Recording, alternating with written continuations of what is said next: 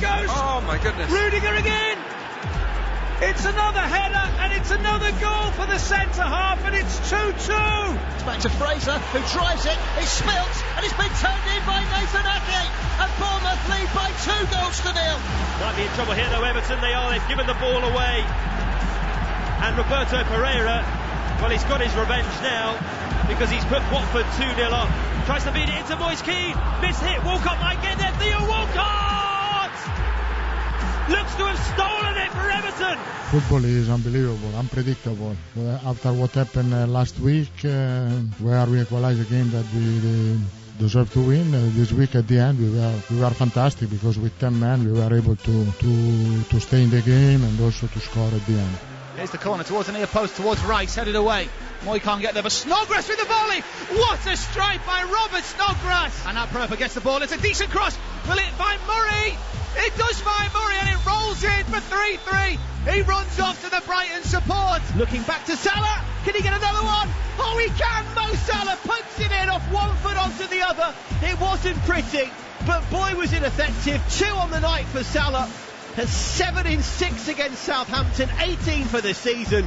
Salah is bang on form. The attitude and the mentality of these boys made it again possible that we could win this game. Because this was a game which looked in moments not only tricky. Side-footed away by Walker, chipped back in by Mora, and there's the goal! It's a debut goal for Steven Bergwijn! Welcome to the Premier League! Doesn't miss many, nor does Son. He's in the penalty area, and he's doubled the lead for Tottenham. Independent of the goal, I would say a very good performance. Of course, the goal is amazing and so important for us, and so important for the boy to create immediately this empathy with the fans. But his performance globally was very, very good, even without that. Fantastic. Yeah, fantastic victory for Tottenham in a big game of last weekend. A dream debut, as you heard there, for Steven Bergwijn. Manchester City, incidentally, back in action tomorrow as they look to bounce back from 2 successive defeats at home to Manchester United in the Carabao Cup, and that 2-0 reverse at the Tottenham Hotspur Stadium. They take on struggling West Ham. That's a 4:30 kickoff in the company of James Fielden and the former Hammers defender Danny Gabardon, of FA Cup finalist with West Ham, no less.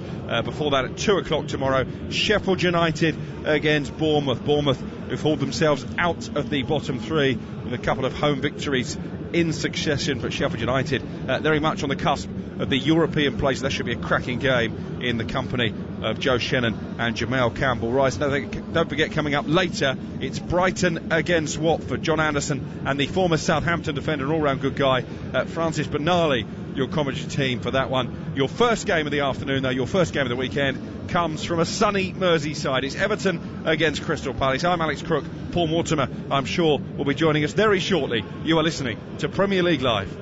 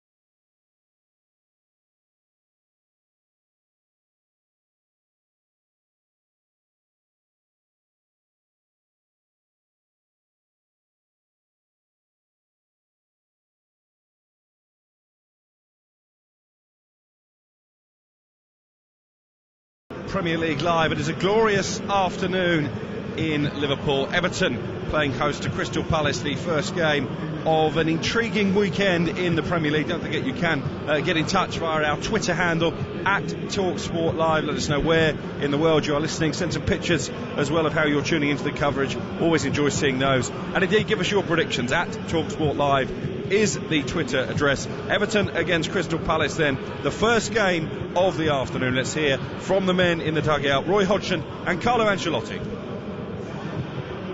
I expect a difficult game, as usual is in the Premier League. Every team has his own quality. Crystal Palace has his own quality, has a manager with a lot of experience, players with a lot of quality, so we have to do our 100%, as I said, with the support of our stadium. I think we can have 3 points. I regard him as a friend, and I've known him for a very long time. You're quite right, even from the days when he was working with Arrigo Sacchi in the national team. So I'm not surprised that it's gone well. I think it was a clever appointment. Someone with his experience and with his talent as a coach obviously is going to succeed wherever he goes, and Everton decided it was the right moment to bring him on board, and they've been amply rewarded for that by the results and by the way that the players have responded to him. So I'm looking forward to seeing him, that's for sure.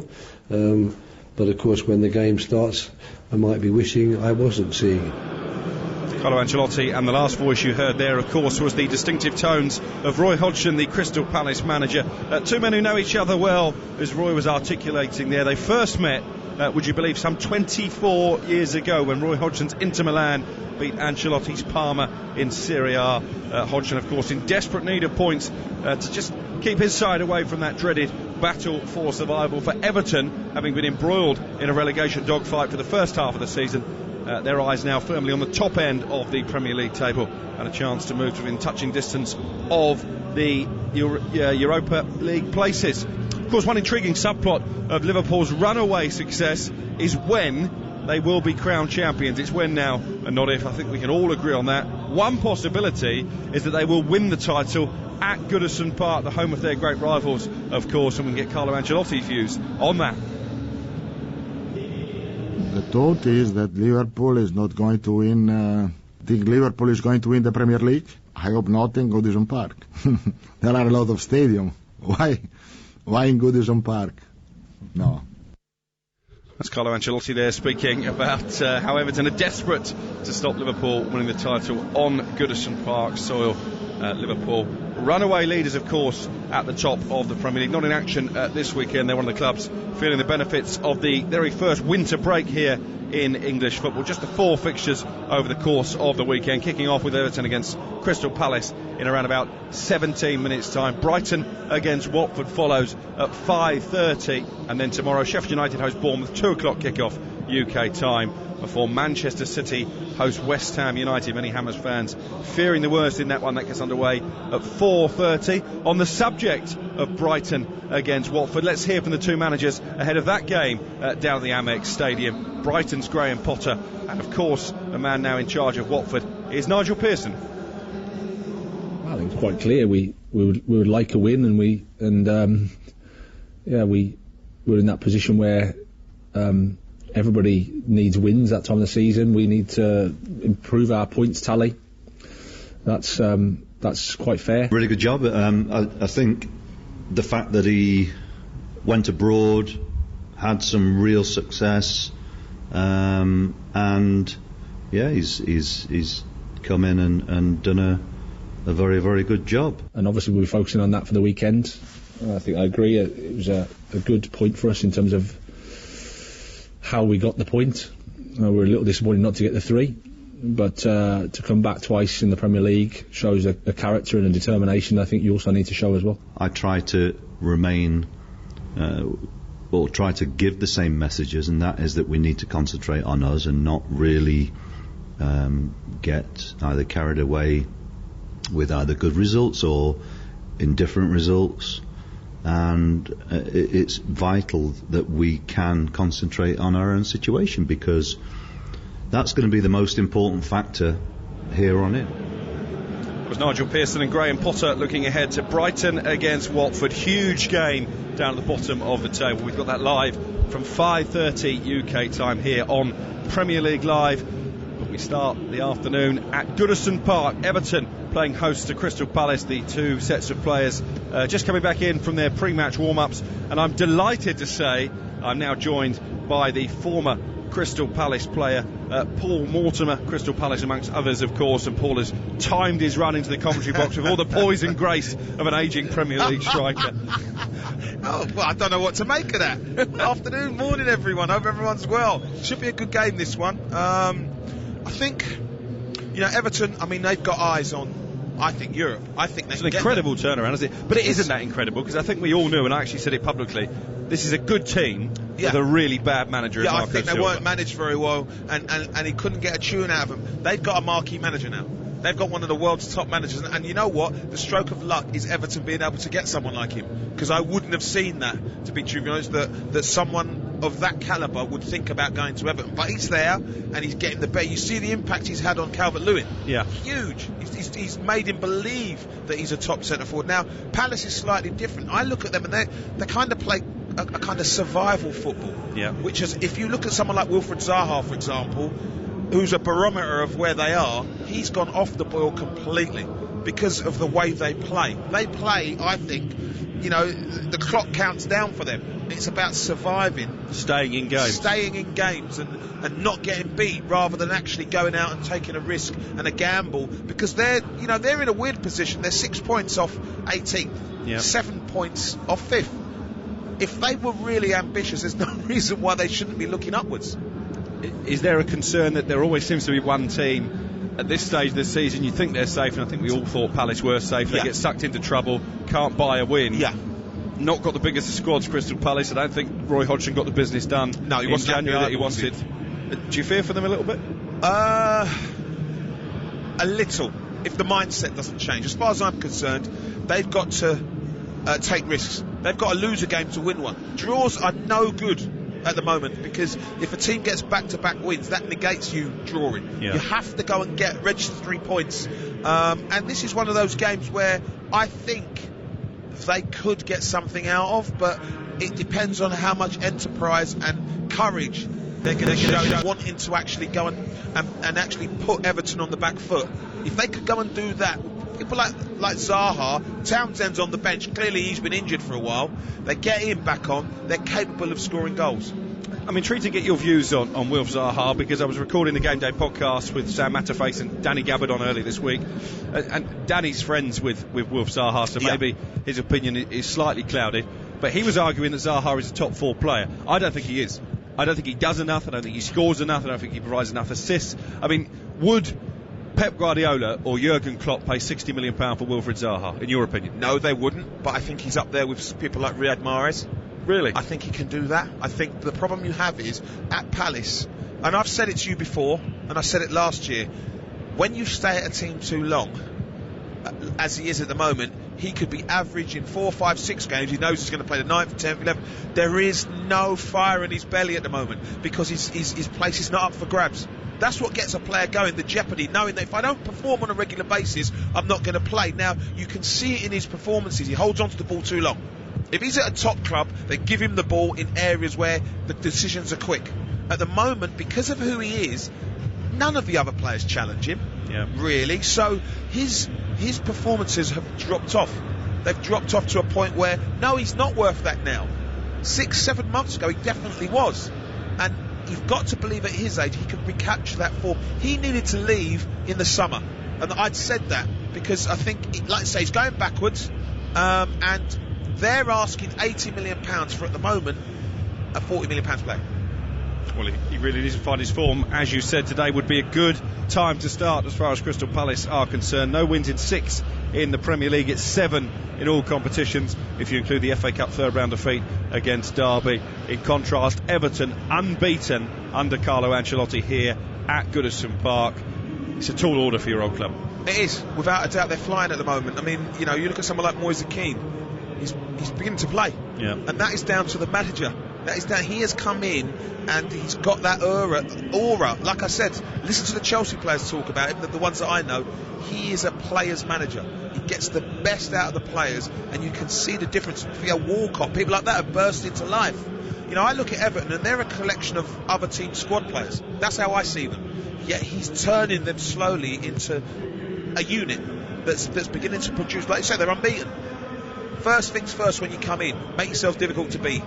Good foundations, and then you can go from there, and he's in the middle of doing that. Yeah, I was reading a fascinating article about him as well, Carlo Ancelotti, and his approach. There was some trepidation amongst the Everton players when he came in that he might be a bit dictatorial, a bit schoolmastery. Apparently he gathered them round, he said, look, you know, if you're going to have a drink over Christmas, make sure you invite me for a glass of red wine, and immedately set the whole dressing room knows at his ease. stuff, but he knows his stuff because, listen, everyone forgets this is a highly experienced manager. He's managed the world's top players. You don't win the Champions League as a manager, you know, without having, you know, top players around you and understanding the mentality of players. He's managed and been successful in this country, in numerous countries.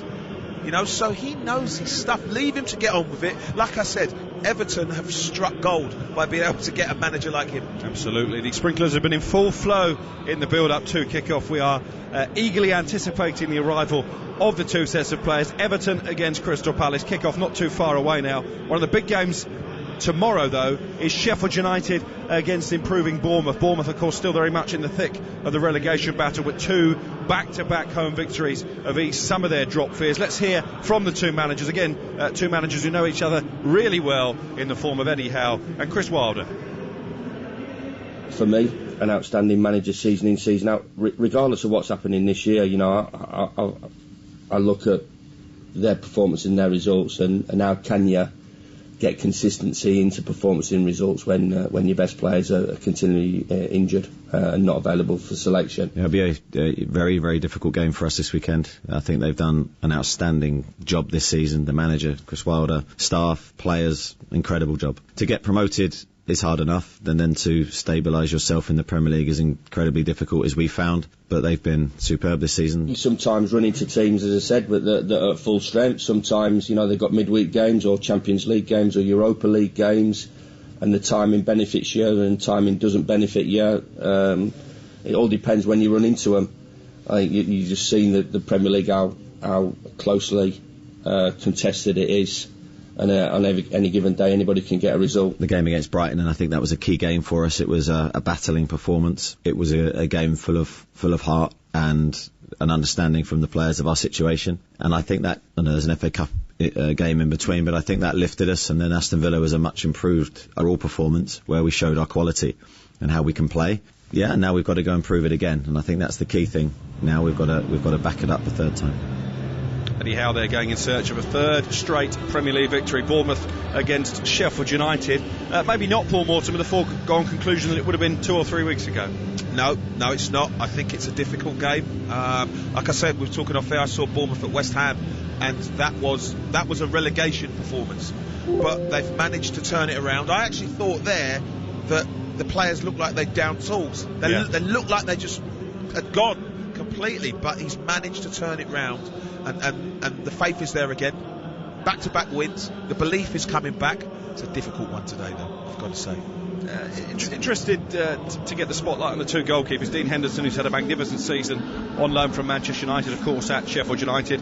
And Aaron Ramsdale. I'll declare an interest here because he's a great bloke. He really is. But he's been a great goalkeeper for them this season as well. From nowhere. We're quite blessed, aren't we, now, in terms of England goalkeepers? We are. When you consider Ramsdale, if you consider he had two experienced goalkeepers that he was fighting. I mean, Asmir Begovic must have been fuming because this kid's come and taken his place from nowhere. He was on loan at Wimbledon this time last year. Performance after performance, where even Begovic would have to sit there and go, do you know what? He actually deserves his place. He's been absolutely brilliant. And Henderson, the odd mistake, but I think that, you know, he's going to change. He could be around the England scene this summer. Yeah. I think he's that good. And of course we're going to watch an England goalkeeper here this afternoon as we move seamlessly on to Everton against Crystal Palace. Jordan Pickford in the Everton side this afternoon as they look to continue their rise up the table under Carlo Ancelotti. The teams are in the tunnel. We are just about set for what we hope will be a rip-roaring affair. It's Palace against Everton. You are listening to Premier League Live. Talk Sport. Talk Sport.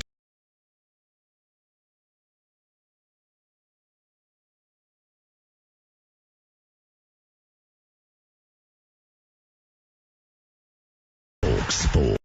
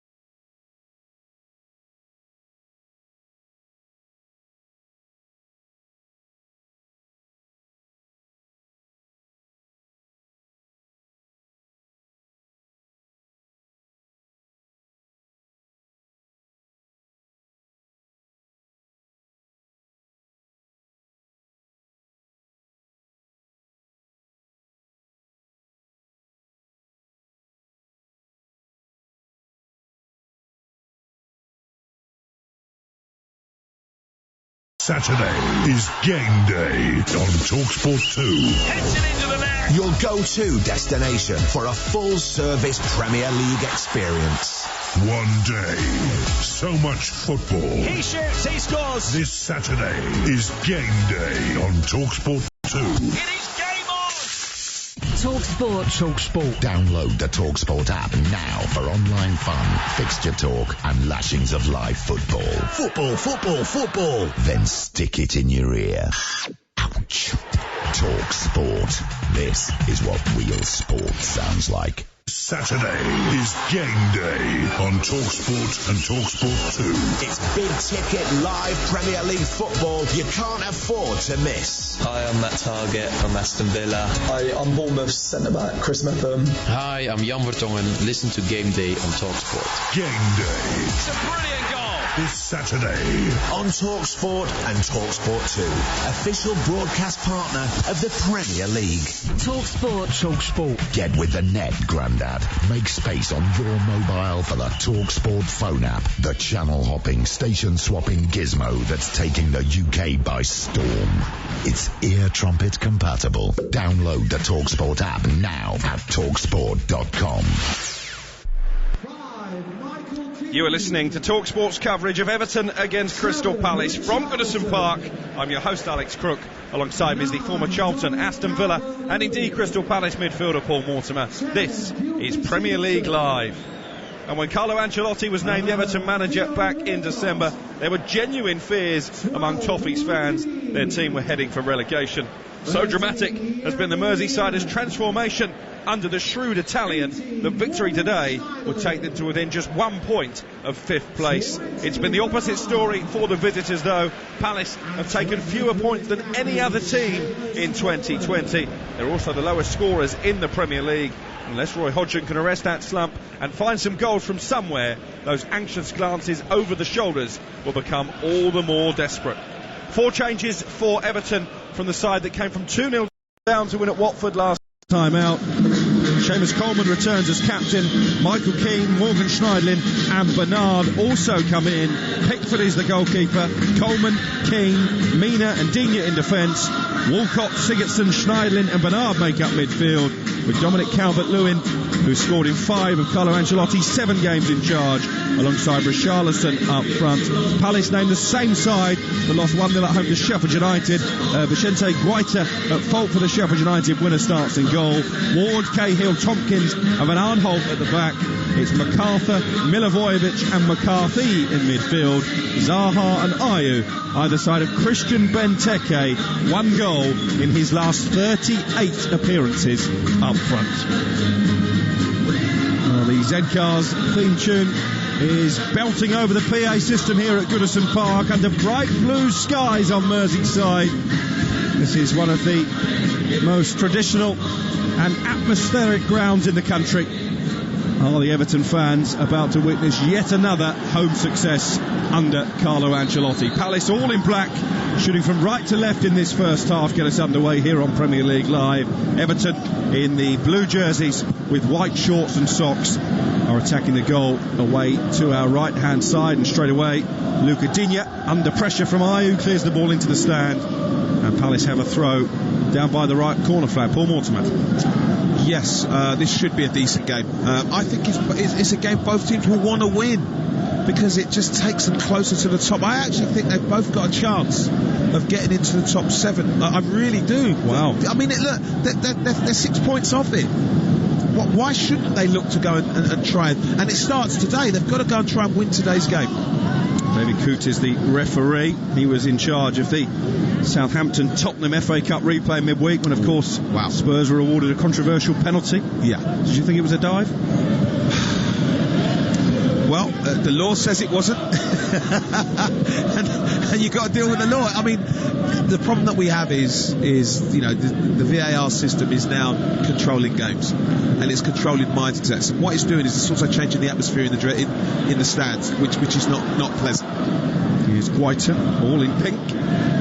Clears the ball from deep inside the Palace penalty area. They're seeing plenty of it actually in these early exchanges. The visitors, Cahill, vastly experienced. What is he doing? Dispossessed by Calvert-Lewin on the edge of the area, and then Calvert-Lewin fouled by Tompkins. Cahill is blaming the sunshine for the error. Got nothing to do with the sun. You've got a quick decision. You know what's happening, and even just before that, Palace were trying to pass out the back. There is this insistence or desire to pass out the back when it's not your type of game. Why do all teams are doing it now? All they're doing is inviting pressure, which is what Cahill's just done. It's the hipster generation, isn't it? It's because Liverpool and Manchester City have goalkeepers who can do it. Everybody thinks they can do it. But we haven't. They haven't. These two goalkeepers are £150 million for the pair of them. There's a reason why they cost that much.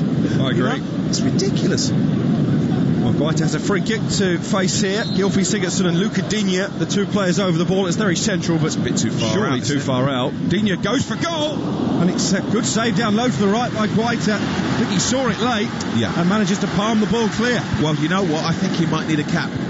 Because the sun is shining there, and it looks like it may have just taken a nick. The sun, I think, may be an issue. I mean, it was an issue for Gary Cahill. I think if you're putting the ball in the box there, it might be an issue for Palace's defenders and the keeper. No, it's just the way the ball's moved, isn't it? Swerve in the air from Luca Digne. All 5 of his Everton goals have been scored from outside the penalty area, and already the French fullback testing the reflexes of Guaita, who will be scrutinised today, given the mistake that he made in the last game, fumbling the ball in from a corner. I mean, it's a poor error, without a doubt. Cleared upfield by Wilf Zaha, and then Benteke, under pressure from Michael Keane, concedes a throw. It's his 100th Premier League appearance for Crystal Palace. Christian Benteke, much maligned. He's got to do more. He doesn't do. I mean, he's your big man, and he doesn't do what big men do. He doesn't knock people about. He doesn't run the channels. He's not holding the ball up enough. Now, what negates all of that is you scoring goals. He's not doing that either. And he's not doing that either. So is he worth his place in the side? I'm not sure. They aren't blessed with options, are they, in attack? Connor Wickham, of course, sent out on loan to Sheffield Wednesday. In the final hours of the transfer deadline, they tried for Jarrod Bowen, who's ended up at West Ham, of course. Tried for Yannick Carrasco, who's on massive money in China. I don't know about that. Never really a deal that he thought could happen. Here is Seamus Coleman, down by the right corner flag. Everton just beginning to take control of proceedings. But Coleman there, under pressure from Van Aanholt, forced to smuggle it out. It will be a throw-in for Crystal Palace. Only scored 22 goals in the Premier League this season. It's not enough. It's the lowest, isn't it? It's absolutely incredible how they are where they are in the league, having scored so few goals. Don't concede many either. No. It's the strong point. I was talking to some people that I know that are Palace fans, and there's a huge difference between the away and home performances, but Roy sets them up at home the way he does away from home, and it's so there isn't that desire to really go and attack and go and grab the game by the scruff of the neck, and some of the fans are beginning to question, the performances. And he was quite vocal, wasn't he, Roy Hodgson, about the lack of signings. You do wonder at his vintage, perhaps, could this be his last season, keep Crystal Palace up and head off into the sunshine? I don't think he will. I think it's a drug for him, this game. But what he's got to do, which is what the top managers do, is refresh. If he's going to stay, then the team has to change. It has to evolve now. And so, probably sell Zaha, and we'll use that money to get 4 or 5 players in. Here's Ayew down the right-hand side. He's got Luca Digne diving in to try and wrestle it back for Everton. A scrappy opening 6 minutes, actually. Carlo Ancelotti, who does look uncannily like an extra from some Italian gangster movies out on the edge of the technical area. Big black trench coat. He must be sweating up a storm because the sun is it's a beautiful day. Perfect day for football. It really is. Don't forget, coming up later, Brighton against Watford, massive game at the Amex Stadium, 5:30 kickoff for that one. Of course, only 4 fixtures over the course of this weekend, 6 next due to the winter break. Are you a fan? I was just about to ask you. It's a weird staggered thing, isn't it? It's just very strange. It's difficult to actually get your head around because the winter break, everyone breaks at the same time. But does that mean some have an advantage that some? I don't know. It's very strange. I think it's because the TV company still wants something to show on television. There you go. See, we sold our soul to the devil. Keeps us in employment as well. I'm not knocking it. 7 minutes gone here. Not much has happened in all truth so far. 0-0 the score. Just that free kick from Digne, well saved down low to the right by Guaita, the Palace goalkeeper. And here is Morgan Schneidlin back inside his own half and knocks it out of play. For a Palace throw. In this situation again, what both teams will do is sizing each other up and deciding whether they can step on the front foot or not. That's what they're doing, and they're still sort of umming and ahhing, if that makes sense. Bit of a chess match so far. Here's Van Aanholt trying to be more direct. Taps it into the penalty area, but too much pace on the pass for Zaha. Sporting a new cropped haircut, Wilf Zaha. He's been talking to TalkSport this week about his lack of protection from Premier League referees. Here is Ayew tapping it back into his own half. Joel Ward tries to come forward. Look pretty comfortable on the ball, Palace. Ayew switches it out to the left-hand side. Van Aanholt brings it down on the chest, but forced back by Walcott towards the Palace area. Cahill again looked a bit nervous there, a bit tentative, doesn't he? Palace again trying to play their way out from the back. Zaha looking to turn Coleman. It's picked up by MacArthur. It's a good ball back to Zaha. It's going to be a good battle between him and Seamus Coleman. Coleman there pokes it out for a throw. Zaha looks hopefully towards the referee. He's rugged as well, and he'll stick his foot in and he'll pull your shirt and he'll stick his elbows in. So this is going to be a really good battle, and it could be one that dictates the flow of the game. It's interesting that Coleman has got the nod, probably, to mark Zaha. Sigurdsson a bit fortunate there, having given the ball away, that James McCarthy handballed it on the edge of the Everton area. McCarthy, the former Everton man. It will be a free kick for the home side. 0-0 the score, 9 played here on Premier League Live. Yerry Mina among the goals at Watford last time out comes forward. Big Columbia. Sigurdsson now back inside his own half. Finds Coleman in the right back position. He's going to switch it out to the left hand side where Luca Digne is in some space. Ayew trotting across to try and track Digne, but good 1-2, and then there was a foul. Looking nasty challenge by McCarthy. Studs up, yellow card. He'll tell you he got the ball, but once you go to ground that way, it depends on if he studs her up or not. It's not a nice tackle. He will say, oh no, I'll tell you what, that is a booking more than anything else. His studs are slightly up. There's one stud, isn't there, as opposed to both? No, that's not a good tackle at all. He doesn't get the ball, and his studs rake down his shin. I think he's quite fortunate, you know. Well, VAR will be looking at it. Yeah. No notification that there was any kind of formal review, but Luca Digne is still down, being treated. I don't like the look of that. I mean, he's caught him, and yeah, I'm not a fan of that. You don't see it because it happens so quickly, but in slow motion you can see he catches him full flush on his instep with his studs, and that's first tackle. Listen, if the first tackle injures someone and it's a terrible tackle, you get booked for it, as you should. Well, Luca Digne thankfully is back on his feet. Yellow card shown to James McCarthy. Memento on his return to Goodison Park, and it will be a free kick now that Everton can play into the penalty area. Big Mina is forward from the back, so too Michael Keane. Do players not go off when they're injured anymore? Because Digne stayed on the... It's interesting. Oh, right. He's taking the free kick, left-footed into the area. Yerry Mina is the target, heads it across the face of goal. Kept alive by Richarlison, hooked back into the area. Finally, Palace smuggle it clear. That was a chance for Yerry Mina. Yeah, I think he's just got underneath it a little bit more. I think he's probably jostled by one of the Palace defenders that's caused him to not to really get the contact on it that diverts it towards the goal. It's a shame. Here's Schneiderlin inside the centre circle. Forward to Sigurdsson. Palace trying to make this Goodison Park pitch, which is always cramped, a bit more congested, trying to make Everton play their way through the centre. Here's Mina, 2 yards inside the Everton half, away to our left, finding Schneiderlin. Schneiderlin rolls it back into the feet of Michael Keane, and Digne was in space there. The pass from Keane was not good enough, too heavy, and it will be a throw in now for Crystal Palace midway inside their own half. And it's the way the two teams are playing. Palace are sitting in, they're moving the ball so slowly, Everton, that it's allowing Palace to take up very good defensive starting positions, difficult to break down, so they've got to move the ball quicker. Good strength from Benteke, battling past Michael Keane. Keane slides in and concedes a corner, but that's more like what you want to see from Christian Benteke. From Benteke, because Keane will not want to be out-muscled like that. It's the lack of pace that does him, really. That's what allows Keane back in. But that's what you want from your centre forward, to be able to make the defender make a decision. And he's stretching, he's just got there, Keane, to be truly honest. First corner of the afternoon goes the way of Palace, in front of the vocal travelling hordes from South London.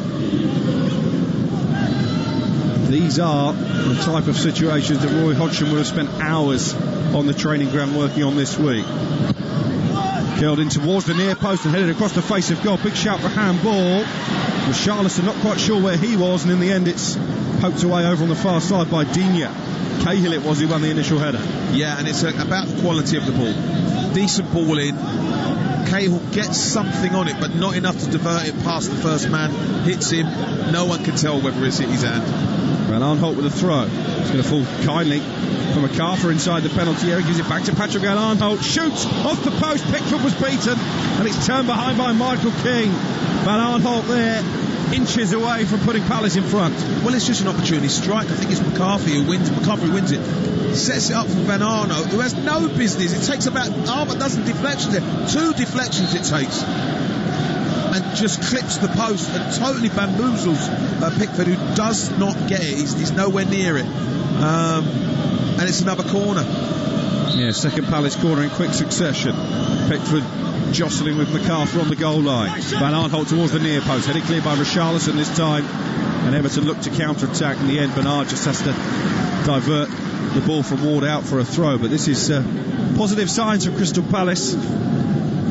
It's about keeping the ball up there, and we see the chance again. He cuts inside on his left foot, a couple of deflections, and it's past Pickford before he moves, to be truly honest, and pops off the post, and it's cleared away. But they're doing okay, Palace. They're keeping the ball in and around Everton's defensive third.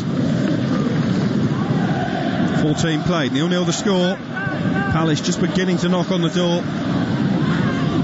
Tonight by the woodwork, Patrick Van Aanholt, who actually is a player familiar to Carlo Ancelotti. Played 8 games for Chelsea under the Everton manager, Patrick Van Aanholt. Roy Hodgson looking pensive on the touchline. It's incredible. I mentioned that, I think, before you arrived, Paul. First met Carlo Ancelotti as a manager 24 years ago. Yeah. Hodgson was in charge of Inter Milan. He was Parma, Ancelotti at Parma. Yeah. It just shows the credentials of both managers. We talked about Ancelotti, but I think sometimes that Roy Hodgson maybe doesn't get the credit he deserves. Well, it's not maybe, he doesn't get the credit he deserves. I remember watching some coaching work, a tape of him coaching Inter Milan, fluent Italian for an Englishman abroad. It was just brilliant to see. And he's highly regarded outside this country, far more than he is in the country. I guess that defeat to Iceland will always... Well, we've got to let that go at some point. We've got to let that go at some point. Everton let the ball go here. Given away sloppily by Sigurdsson. Bernard trying to win it back. Concedes a free kick for a foul on Jordan Ayew. Everton haven't really got going yet, have they? No, they haven't. And I think it's Palace's setup is really challenging them. They've got to move the ball slightly quicker, Everton. I think what you notice about them, I don't know if they've got much pace throughout the side. Yes, that defeat. Walcott's there, but I don't know if they've got enough pace throughout the side. Milivojevic clips the free kick into the area. Benteke was the target. Pickford leaps well. Plucks the ball cleanly from the sky. There was a foul in there anyway. In fact, a clash of heads, I think, between Richarlison and Ayew. So referee David Coote has to stop play. What they're not doing, Everton, and yes, they've got, maybe Walcott's got pace, they're not knocking any long balls. It's in behind Palace's defence, because if you look at Palace's back four, Ward and Tompkins, there's not Cahill, Van Arnold, there's not genuine pace through the middle of the pitch, you know, so they should be able to put the ball in behind and cause Palace's defence some problems. Everton 0, Palace 0. We've played 16 minutes. Yerry Mina strokes the ball out to the right hand side, and Coleman, he is going to go long this time, Coleman, but over the head of Calvert-Lewin, and that's a comfortable nod back to the goalkeeper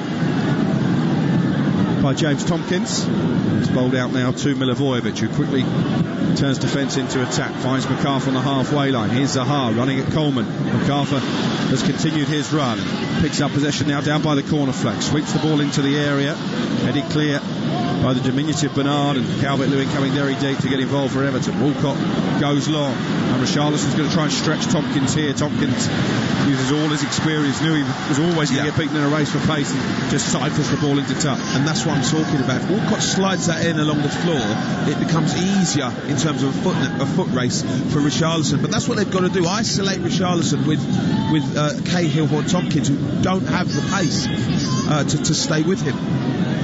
Here's Coleman with a throw, level with the 18-yard line, gets it back from Morgan Schneidlin. Schneidlin just about manages to keep the ball in play. It's collected now by Zaha, and he showed too much of that to Schneidlin, the Frenchman. Coleman away from Zaha. Walcott taps it back to Schneidlin. Here's Sigurdsson now, hurdles the challenge from Zaha. Walcott trying to take on Bernard. Cross into the area. That's a lovely ball, and Everton are in front. And Bernard volleys the toughies into the lead. First real moment of attacking quality, and Bernard back in the team, marks his 50th Premier League appearance with a goal. Everton 1, Crystal Palace 0. Well, that's all about Theo Walcott, isn't it? I mean, Palace had a couple of opportunities down their left, in the left back position, to clear the ball, and they didn't. Schneidlin wins it. I think he plays it into Walcott, and as we see here, he wins it. Sigurdsson 1-2. Walcott turns Van Arnold really well, puts a wonderful cross in. And you see Joel Ward is just overcompensating in the middle of the pitch, and he's left Bernard at the far post. He could have controlled it and scored, but he's done it the hard way. A volley that he's literally just passed into the net. The pace is already on the ball, just passed it into the net, hit the target, past the keeper before he even sees it. Third goal of the season for Bernard. Joy for Carlo Ancelotti and for Duncan Ferguson. But as Paul Mortimer has already articulated, he owes a lot, the Brazilian, to Theo Walcott.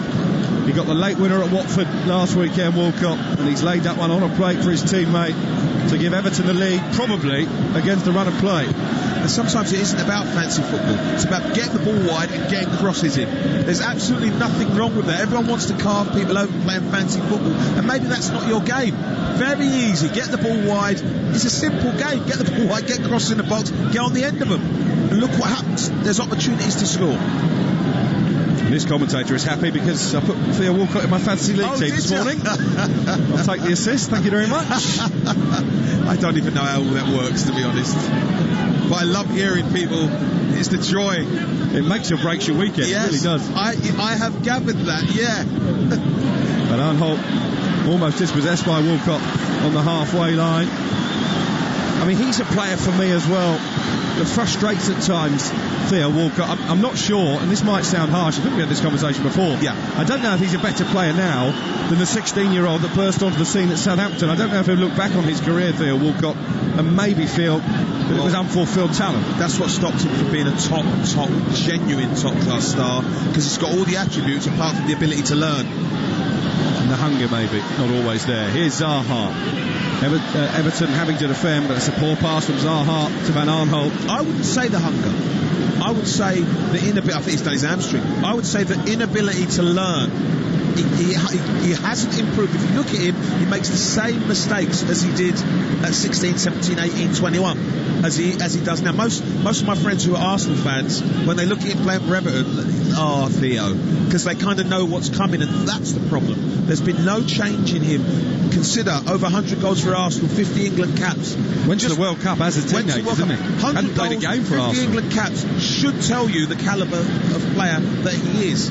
That should have given you a fantastically great career, and he hasn't lived up to really the potential that he had. Well, he is down his haunches here, and I think he's coming off, mate. Well, that's not good news for my fantasy team. No. I think he's coming off. Looks like his ankle, actually, does it? Well, I don't know, because he was feeling in the back of his leg, but from where the physio's manipulated, physio looks 12 too, doesn't he? He looks very young, doesn't he? Well, he is in conversation with the Everton bench on the microphone lapel. All more cons these days, and maybe Walcott's assist for Bernard could be his final contribution. It's a great cross as well. You see Joel Ward overcompensating. He's having to mark Calvert-Lewin, which he shouldn't be, because his two centre halves are too close, have come too close to the near post, left the space at the back post. 22 played. Everton 1, Palace 0. Looks like Walcott is going to try and continue, isn't he? Good. No, I think he's just shaking his head, actually. It's a shame. Everton might be forced into an early change. Disappointing. Especially when you've just teed up the opening goal. I agree. It's going to be a goal kick here for Everton. Jordan Pickford over it. There's plenty of distance on it as well. Left footed into the Palace half. Flicked on by Calvert-Lewin. Everton down to 10 momentarily. Conceded a throw in, and he is going to try and come on.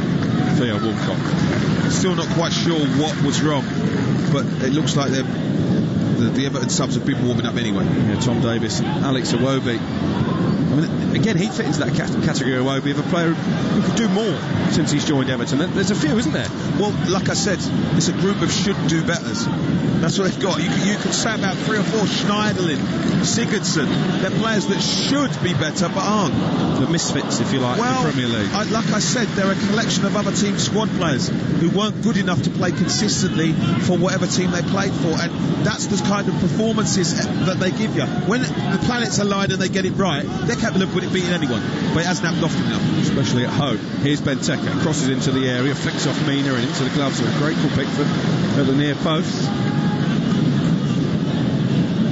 Crystal Palace have failed to score in 12 of their 27 matches this season in all competitions. They need a goal this afternoon, and tells you something. Theo Walcott again is down his haunches, having tried to run off the injury, and they are now, Everton, going to have to make a change. That looks like Sidibe, I think. Yeah, Sidibe coming on, I think, which is interesting. Yeah. The defender replacing a winger. Walcott back on his feet, but this is the bit I can't work off out. now. He's injured. He should be allowed to walk across the pitch because he's injured, and now he's going to have to walk the long way. Well, on comes Sidibe. I do wonder, is that going to be a change of system? Well, he is quite attack-minded, I've got to say, but he's not really a wide player.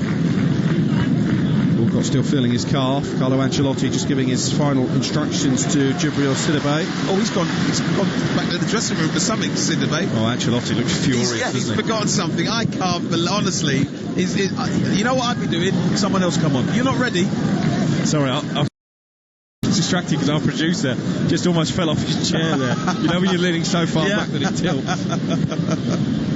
Comedy moment almost. Oh, look at that, by the way. We've had a message from Carol on Twitter. Best way to start your weekend on a chilly Florida morning, cooking breakfast on the barbecue, bacon and sausages. They look good, don't they? I eat meat myself, so not a problem for me. Yeah, Walcott applauding the Everton fans. He makes his way off because of Sidibe. He's still not there yet. And the wall trap malfunction. Has he gone to the toilet? I don't know what's happened. I mean, look, he's fuming. This is ridiculous. This shouldn't really happen. If I was Angela, I'd say forget it and bring someone else. I would do that, because you see what you're seeing from the sub also is he's not at the pace of the game. He's not actually watching the game. He's not prepared. He's not ready. Now he's going to come on rushed and not as calm and composed as you'd like. Here he is, Sidibe, just rolling up his socks. Very strange. About to come on. I guess the bonus is the walk from the pitch to the dressing room was only a short one here at Goodison Park. Here's Bernard in the area again. Look at Calvert-Lewin who goes for the flying header. Couldn't quite make contact. Had he have done, it would have been 2-0. Well, I'm wondering why Bernard doesn't shoot. Doesn't take a touch. It's a great ball in from Seamus Coleman. Just misses, flicked on by Tompkins, and then is put back in the box. And I'm shooting if I'm Bernard. He's tried to tee up Calvert-Lewin, and the bounce, and it is just missed Calvert-Lewin's header ahead, and that would have been 2-0. Palace were all over the place just then. Sidibe, the Frenchman on loan from Monaco, is now on. I like him. He's sort of a rampaging. He's a powerhouse. He gets forward really well. Palace players there has just taken a kick in the face. James McCarthy from Sigurdsson, but I don't know he was stooping to try and head the ball. He had I heard a squeal. I don't know if he got a kick in the head. I'm not sure. And the referee didn't give the free kick anyway, because he stooped, didn't he? He stooped down to head it. Here's Pickford inside the 6-yard box. Plays it low out to the right-hand side, and Yerry Mina, but he played it right across the 18-yard box. Don't understand. When I was a boy, that was the cardinal sin. Don't play it across your own area. The whole thing is bizarre, because all you do is give the ball back to the opposition, which is what they've done. If you knock it long sometimes, 15-20 yards into the opponent's half, you win the knockdown, so you're in their half and set up to play. Foul by Luca Digne on Ayew. Palace's leading goal scorer this season, Jordan Ayew, 6 goals, only 1 in the whole of last season. So when a forward that's not prolific is your top goal scorer, that kind of tells you what trouble you're in. Well, they've needed a striker for 2 or 3 seasons. They have. Haven't they? They've just not done it. They've not bought anyone. Cross from MacArthur into the area, headed away by Luca Digne. I mean, this is still a better Palace performance than we've seen in recent weeks.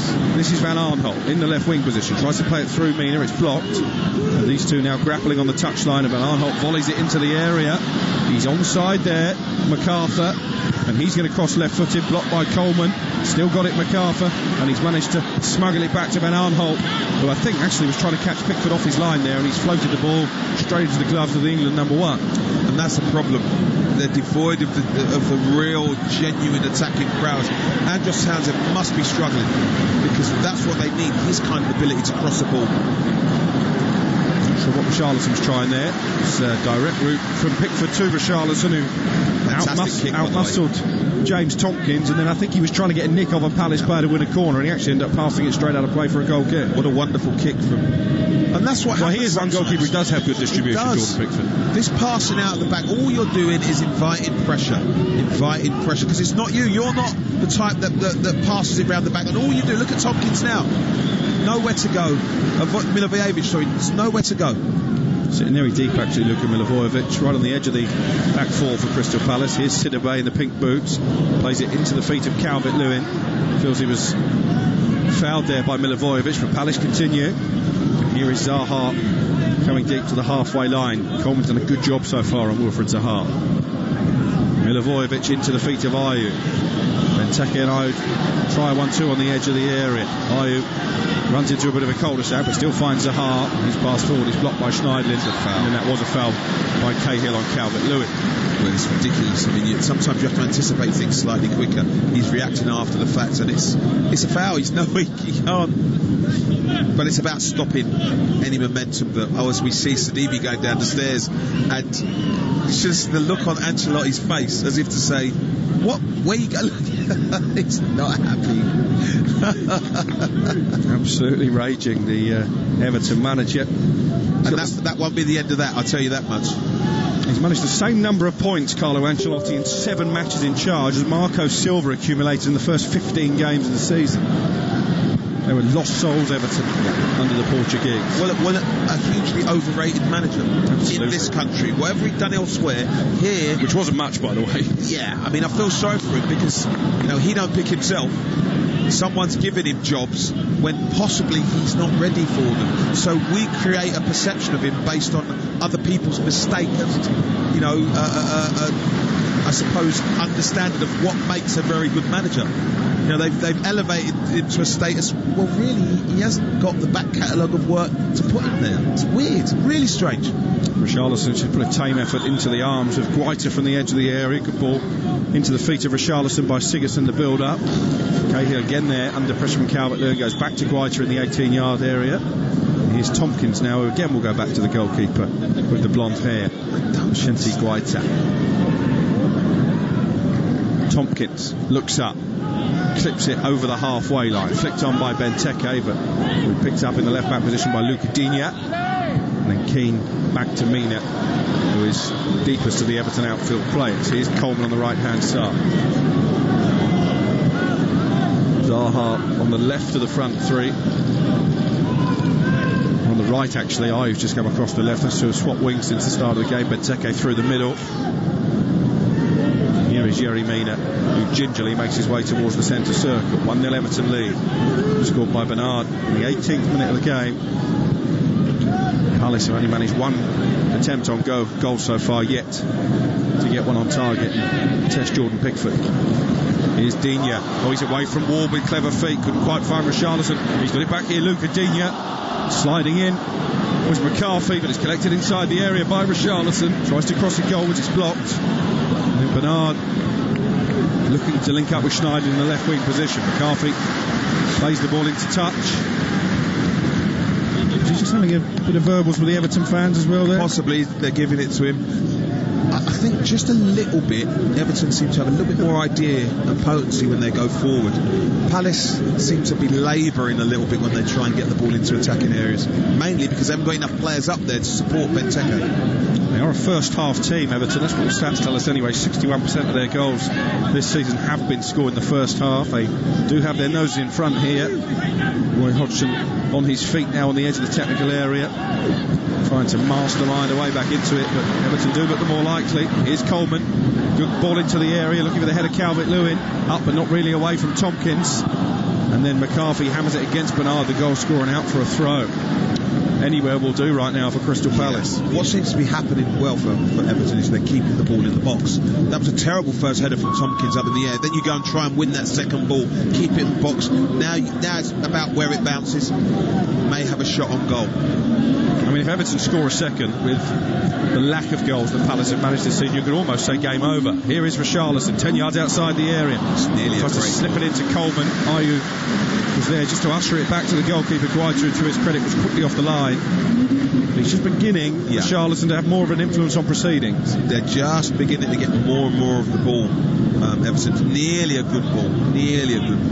Good idea. But yeah, I mean, you know, Palace is not showing enough, and their passing is just not good enough. And Bernard here looking for Calvert-Lewin on the edge of the area, flicks it around Cahill. He feels he was fouled there. I don't know if it was inside the box. Here's Sidibe. Everton's still in possession, but if it was inside the box, VAR may well have a look at that. Coleman with the cross meanwhile low, blocked by McCarthy. He's going to get another stab at it, the Irishman. That's a better ball, and he's played out by Milivojevic for a throw. Well, two poor crosses, should be better. No pressure on either of them. Let's see. This is a lovely piece of skill from Calvert-Lewin over the head of Cahill. It was outside the area. Yeah, I'm not so sure. I think he made a meal of it, I've got to say. There was a little bit of contact, not enough for how he rolled about. It looks like he got caught though. I think he might have stepped on his toe inadvertently, Cahill. Calvert-Lewin is hobbling. Sidibe with a low cross, cleared away by Cahill, swept into touch on this near side. Harry Cahill, 34 years old now, but does a good job. Absolutely. Key cog as far as Roy Hodgson is concerned in this Palace defensive lineup. McArthur dispossessing Coleman at the expense of a throw. Crystal Palace for the last 3 or 4 minutes pinned back inside their own final third. 1-0 Everton lead. Everton have only lost one of their last 10 in the Premier League. Only Liverpool have picked up more points in those 10 matches. The mark of the improvement they've made under Carlo Ancelotti. Well, they're in good form in terms of points. They're in good form. They're confident. Their tails are up. They're a goal up now. The fans would be expecting them to just go on and slowly exert control over this game and win it. Richarlison thought he was fouled there by Milivojevic. The referee disagreed. It was right in front of the assistant as well. And then Sidibe is penalised for a push on Ayew just to add to Richarlison's frustration. It's only his 22nd match in the Premier League, David Coote. I think he's regarded in the up-and-coming list of referees.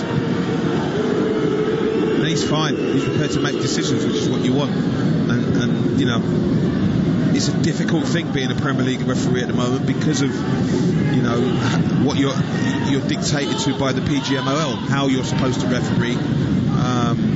And often refs now, it's not about them, it's about, you know, the rules and being assessed and things like that. The attackers flying in.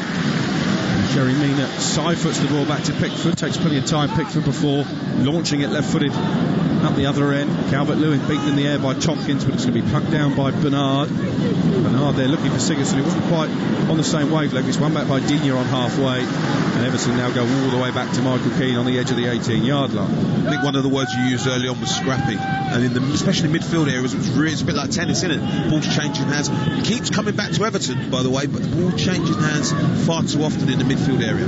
Here's Morgan Schneiderlin, right in the centre of the Everton half. Michael Keane restored to the line-up today, preferred to Mason Holgate. I was surprised by that. Holgate started each of the last 19 matches. I can only assume must be carrying a bit of a knock. He is on the bench. It might be the Benteke factor, I don't know. Possibly. Because he has been brilliant. Yeah, Holgate, been very good. He's a player I know that Bournemouth were looking at as a possible successor for Nathan Ake, but I'm not sure Everton would sell Mason Holgate. Well, I don't think Mason Holgate will go. If you look at Bournemouth at the moment, they've not been great. And this is a big club, Everton. It's almost a sleeping giant. Oh, it is. Oh, it's a huge club. And you consider the history behind them. Well, they're leading here with 8 minutes to go in the first half.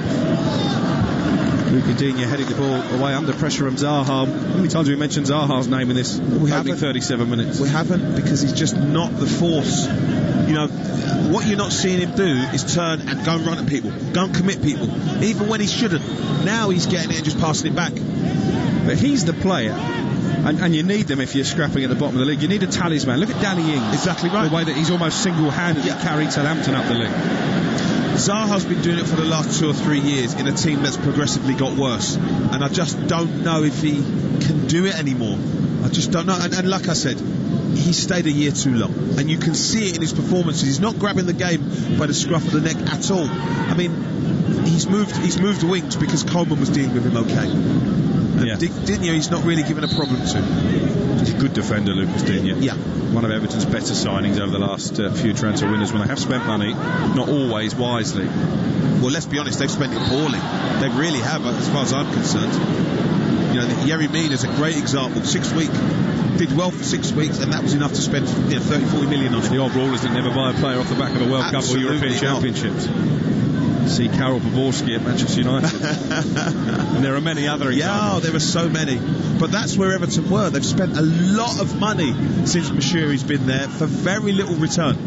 I mean, no manager can say the owner hasn't backed them. Exactly. Here's Ayew for Palace, accelerating away from Sidibe. Chance maybe for MacArthur to get across it. Plays it back to Van Arnholt. This is neat from Palace, but one pass too many. Sidibe's cleared it straight against Milivojevic. Here's MacArthur, gives it away, and Sidibe maybe with a chance to atone for the error, but he's dispossessed by MacArthur. Little back heel into the feet of Ayew. His cross was a good one.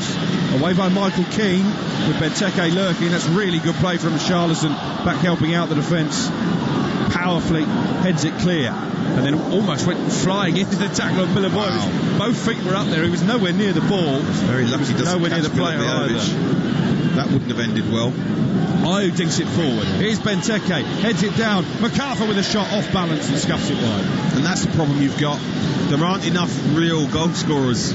You know, it drops down to MacArthur, and you're never confident that number one, he can bring it down with quality. It's poor first touch, poor strike, and normally with players that want to get shots on, they're ready. So when that ball comes, they're already setting it up in their head. They know what they need to do to get a shot in. You can see, I mean, the two managers are talking. What do you reckon they're saying to each other? Well, are they talking English or Italian? Exactly, I reckon Italian. This ain't great, is it? I bet that's what they're saying to each other. How are you lot 1-0 up? Sometimes you wish the coaches were mic'd up like in the NFL. That would be lovely, wouldn't it? Flick off from Calvert-Lewin, trying to release Sidibe, but pass just too heavy, collected by Guaita. Only 6 clean sheets this season for the Spaniard. Conceded again today, Palace, but are with a goal on 18 minutes that has given Everton this 1-0 lead with 5 minutes and a half remaining. Tamau has tweeted in from Ghana to say that he's enjoying the commentary. Let us know where in the world you are tuning in at TalkSport Live. My name is Uche Akechi. Have I got that right? Keep up the good work. Listening in Nigeria, hoping for an Everton victory. Lots of you getting in touch from all corners of the globe as Crystal Palace try and come forward, but telescopic limb there of Sidibe stretching, wins it back for Everton. Coleman being put under pressure by Ayew, but he's away from Ayew, and he's into the Palace half here. Into the feet then of Calvert-Lewin, tries the back heel, didn't come off. I think what we've seen from Dominic Calvert-Lewin, with a little flick over the head of Cahill, a little back heel there, he's trying stuff that maybe he wouldn't have done previously. Yeah, he's far more confident a player, far more assured in himself and what he's supposed to be doing, and he's prepared to experiment, which is a good thing. I think he'll be in the England squad in March. When you look at the number of strikers unavailable. Yeah, I think he's worth having a look at. He's worth having a look at, without a doubt. I think also there'll be a lot of players like him who will be thinking, I think I can get into the squad. I think I've got a chance. I've found a manager now who gets me, who's giving me opportunities. Yeah, it's a great chance for him, because once you get in that squad, things change for you. It's already the best scoring season of Dominic Calvert-Lewin's career, 12 goals. Good in the air. Somewhere near double figures. He's got a good leap on him, as Paul has said, and he does that to good effect to get Everton back in possession. And White is going to have to come a long way off the line here to clear under pressure from Richarlison bearing down. Whiter in the end sweeps it into the stand on this near touchline. Well, this is one of those frustrating Crystal Palace performances where, you know, if I'm a fan who's paid good money to come up and watch this, I wouldn't be delighted with it, because I don't know what they are at the moment, and I'm not quite sure what they're trying to do. Yeah, there doesn't seem to be a plan of action. Assuming they don't turn it around here, and the statistics will tell you that Everton should go on and win from 1-0 up. There will be no wins in 8 in all competitions for Crystal Palace. And I think this season we might need 40 points to stay up. Yeah, I agree. I totally agree. Here they come, looking for the equaliser. Pickford's off his line and smothers the ball, and then it's knocked out of his hands by Zaha, who goes down theatrically in the area. Get up, that was never a foul, and it's cleared away by Everton. He was looking for a penalty, Zaha. Well, the problem you have is this is what is, is on his shoulders all the time, which is why whenever he gets in the box, he never gets what he should get, because there's times where he actually has been fouled and they won't give it. Dominic Calvert-Lewin is down injured. Was your replay, was it? He does well to get there, Zaha. Pickford did well initially, but didn't have the ball in his glove. Zaha on the floor, knocks it out of his hands, and then he's thrown himself to the ground. It's not a penalty. It's a yellow card. Yeah, I mean, as he gets up, yeah, it's a dive. Yeah, it's not a penalty. The most I'll say is it's not a penalty. And Cahill's landed as he's come down on the back of Calvert-Lewin's ankle. I don't think he meant it. I think it's accidental, but he's too close. Here's me telling the centre half how to play. He can't see the ball. He's far too close to him, so he's always going to foul him. So what he's saying, I'm going to stop him. Yeah. The referee has called both captains, Coleman and Milivojevic, over because tempers were just beginning to fray, but I think that's a yellow card for Wilfried Zaha. And good referee. I'm not basing that on his reputation. I'm taking that incident in isolation. For me, he's seen that Coleman's there and he's flung himself to the ground. He's tripped himself up. He's caught Coleman's leg, but I think he's thrown his leg in. And the problem is we shouldn't even be talking about this. We shouldn't even be talking about this. That's the problem. And he doesn't help himself, because I mean, one of my old colleagues used to say, if you're a good faller, there's a difference between a good faller and a bad faller. Well, Grealish is a good faller. Good faller, no one's near you and you fall and you're convinced the ref. It's almost like that with Zaha. There are times where he's actually been fouled, but he falls so badly that a ref will book him for it. But there are also times when he just a blatant cheat. Oh, it's terrible, yeah. And that was one of them for me. Yeah, it's terrible. It is. I'm a Zaha fan. Sidibe knocks it round the corner. Oh, Richarlison tried to back heel, knocked it against his standing foot. And then Sigurdsson with a cross against the head of MacArthur. This is comical at times, the lack of quality for a Premier League game. And right on cue, Sidibe has played a ball that Coleman was never going to keep in. Therein lies the problem, and this is the two teams at their worst, I suppose. All this does for Ancelotti is it makes him look at where he needs changes. He played it against Ward's leg, actually, and gets pulled back, to be honest. You can see where the changes might be needed. Palace, I think things like this are good for Roy Hodgson, because he'll be able to say to the board, look, this is what I'm working with. What are you expecting from me with what I've got on offer? I need more resources. 3 added minutes at the end of the first half. Everton leading 1-0 in possession with Richarlison in the centre circle. Has it nipped away by McCarthy, and here's MacArthur. It was a commentator's nightmare with them two in the same midfield. Here's Ayew now with his back to goal, twisting neatly away from Coleman. There's no one to hit though. There's no width. Now there is. It's taken long enough for Joel Ward to get there. Ward plays it forward to Zaha. Zaha just on the edge of the area, heading for the byline. He's got away from Bernard, and he's scooped across into the area for Benteke. Plucks it down, finds Van Aanholt, skews his shot wide. And Christian Benteke there, could he have hit it first time? Yes, he could have, but that's where he is. That's Zaha. When he twists and turns and makes a yard, that is Zaha at his best, because that's where players will be frightened to tackle him. They'll be terrified. Look, Sigurdsson can't go near him once he's in the box. That's where he's at his best, but he's not doing that enough because he's too busy looking for free kicks. It's a good ball in as well, and I just think Benteke again, he talks about confidence with Calvert-Lewin. It was never in his mind to try and take that on the ball. And that's the problem. It's never, and then it falls to Van Aanholt, who shows that he's a left back and not a left winger with that finish. Jordan Pickford's going to take the goal kick for Everton. 90 seconds of stoppage time at the end of the first half to play. Everton 1, Palace 0. But again, they've not been great, Palace, certainly going forward, but they're still in the game, and that's what they've done all season, and Everton will be aware of that. 1-0 is a dangerous scoreline against Roy Hodgson's team. Well, what he'll be saying, Hodgson, is however we think we've played, it's only 1-0. One bit of magic from Zaha gets them back in it. It's a good ball upfield by Milivojevic, but too heavy for Ayew. It will be a goal kick for Everton once more. The two managers side by side on the touchline. Bit of a set two between Schneiderlin and Yerry Mina, just being picked up by the cameras. Really heated debate between those two. What do you think that's about, Paul? Well, it's a difference of opinion. I think they're talking about, I don't know, you know what, I have no clue what they're talking about.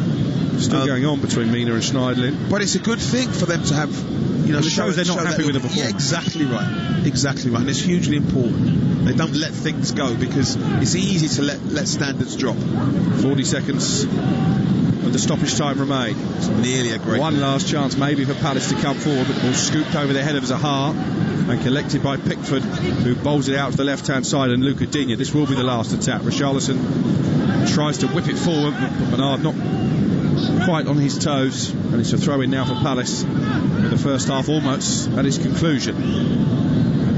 Here's Cahill on the edge of the D. Once he plays this forward, Cahill, David Coote, the referee, will blow for half time. There is the whistle. Well, it's not been the most inspiring Everton performance, that is for sure, but they are in front at the break. The one moment of real quality for the Toffees in the first half, Theo Walcott, who later went off injured, with a delicious ball in for Bernard on the volley. His third goal of the season on his 50th Premier League appearance, and a half-time here. It is Everton 1, Crystal Palace 0. You are listening to Premier League Live. TalkSport. Download the TalkSport app now for online fun, fixture talk and lashings of live football. Football. Then stick it in your ear. Ouch. TalkSport.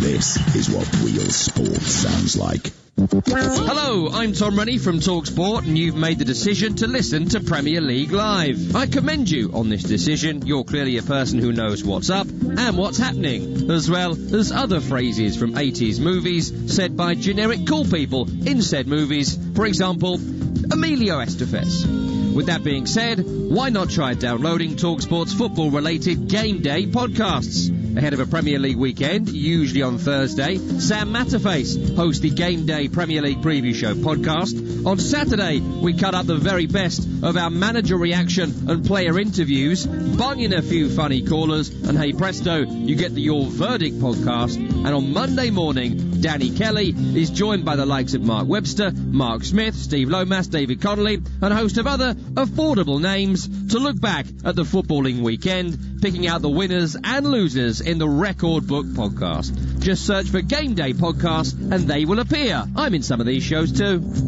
Talk Sport. Don't be like Alan Brazil. Never miss a day's output with the new updated Talk Sport app. Is that right, Alan? I'm absolutely knackered. Download the app at talksport.com. This is what real sport sounds like. This Saturday is Game Day on TalkSport 2. Your go-to destination for a full-service Premier League experience. One day, so much football. He shoots, he scores. This Saturday is Game Day on TalkSport 2. It is game on. TalkSport. Download the TalkSport app now for online fun, fixture talk, and lashings of live football. Football. Then stick it in your ear. Ouch. TalkSport. This is what real sport sounds like. Saturday is Game Day on TalkSport and TalkSport 2. It's big ticket live Premier League football you can't afford to miss. Hi, I'm Matt Target from Aston Villa. Hi, I'm Bournemouth centre-back Chris Mepham. Hi, I'm Jan Vertongen. Listen to Game Day on TalkSport. Game Day. It's a brilliant goal. This Saturday on TalkSport and TalkSport 2. Official broadcast partner of the Premier League. TalkSport. Get with the net, Grandad. Make space on your mobile for the TalkSport phone app, the channel-hopping, station-swapping gizmo that's taking the UK by storm. It's ear trumpet compatible. Download the TalkSport app now at talksport.com. Welcome back to Premier League Live, the first game of a reduced weekend in the Premier League. It's Everton against Crystal Palace. Everton, a goal to the good at half-time.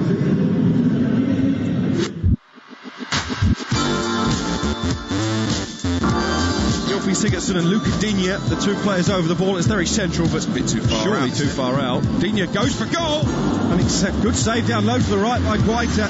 From McArthur inside the penalty area, gives it back to Patrick Van Arnholt, shoots off the post, Pickford was beaten, and it's turned behind by Michael Keane. Cross into the area. That's a lovely ball, and Everton are in front.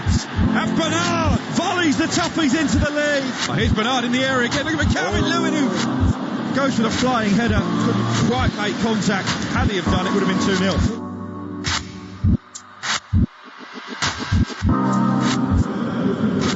So Everton 1-0 in front, then quality finish from Bernard.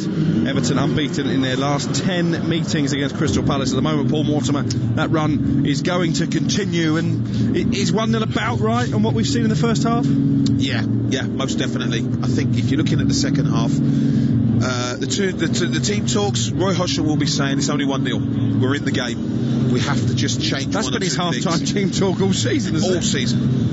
What he'll be saying, Ancelotti, is we have to make better use of the times when we're in the ascendancy, when we're on top. We have to be far more clinical in and around the box. We've got to get the ball wide. We've got to get people in the box. We've got to get some shots on goal, because the two goalkeepers haven't been worked at all, really. And that will be a huge problem. Yeah, and in terms of Everton, Carlo Ancelotti will probably be asking for a little bit more quality, won't he? More quality.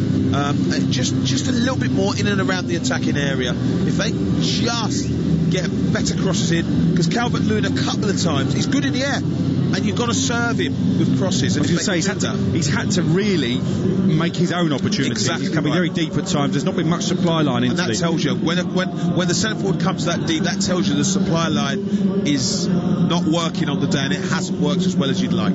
Anybody on the Palace bench that maybe they could call upon to try and pep them up as a forward force? Well, Townsend will be the obvious one. Townsend is one. Kouate will run from midfield him. I'm surprised he's not in the team, Me too. Max Meyer, I don't know what he is. He's a bit of a five-a-side player, if you get what I mean. There's no range to him. Townsend is the one, but it depends on how fit he is. Yeah, absolutely. Let's look at some of the tweets that have been coming in during the first half. My name is Magma. I'm listening to you live from Ghana. I expect an improved performance from Palace in the second half. Mike, also in Ghana, says Ayew is going to equalise. That's a view shared by Gabriel in Accra in Ghana. He also says that Ayew is going to equalise. My name is Horsefall, listening from Port Harcourt, Nigeria, via Niger FM. I think this winter break is in favour of the teams playing this week because they have more time to rest. Interesting point.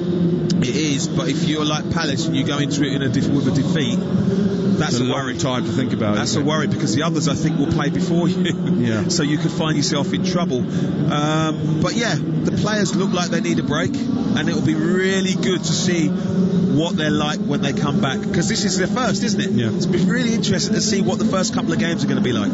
Palace maybe more than anybody else would be needing of the winter break, because they do have the average oldest starting 11 in the Premier League. In fact, they've today named their oldest ever starting 11 in the Premier League. None of the last 17 teams to name a side with an average age of 30 or above have won. Well, that tells you something.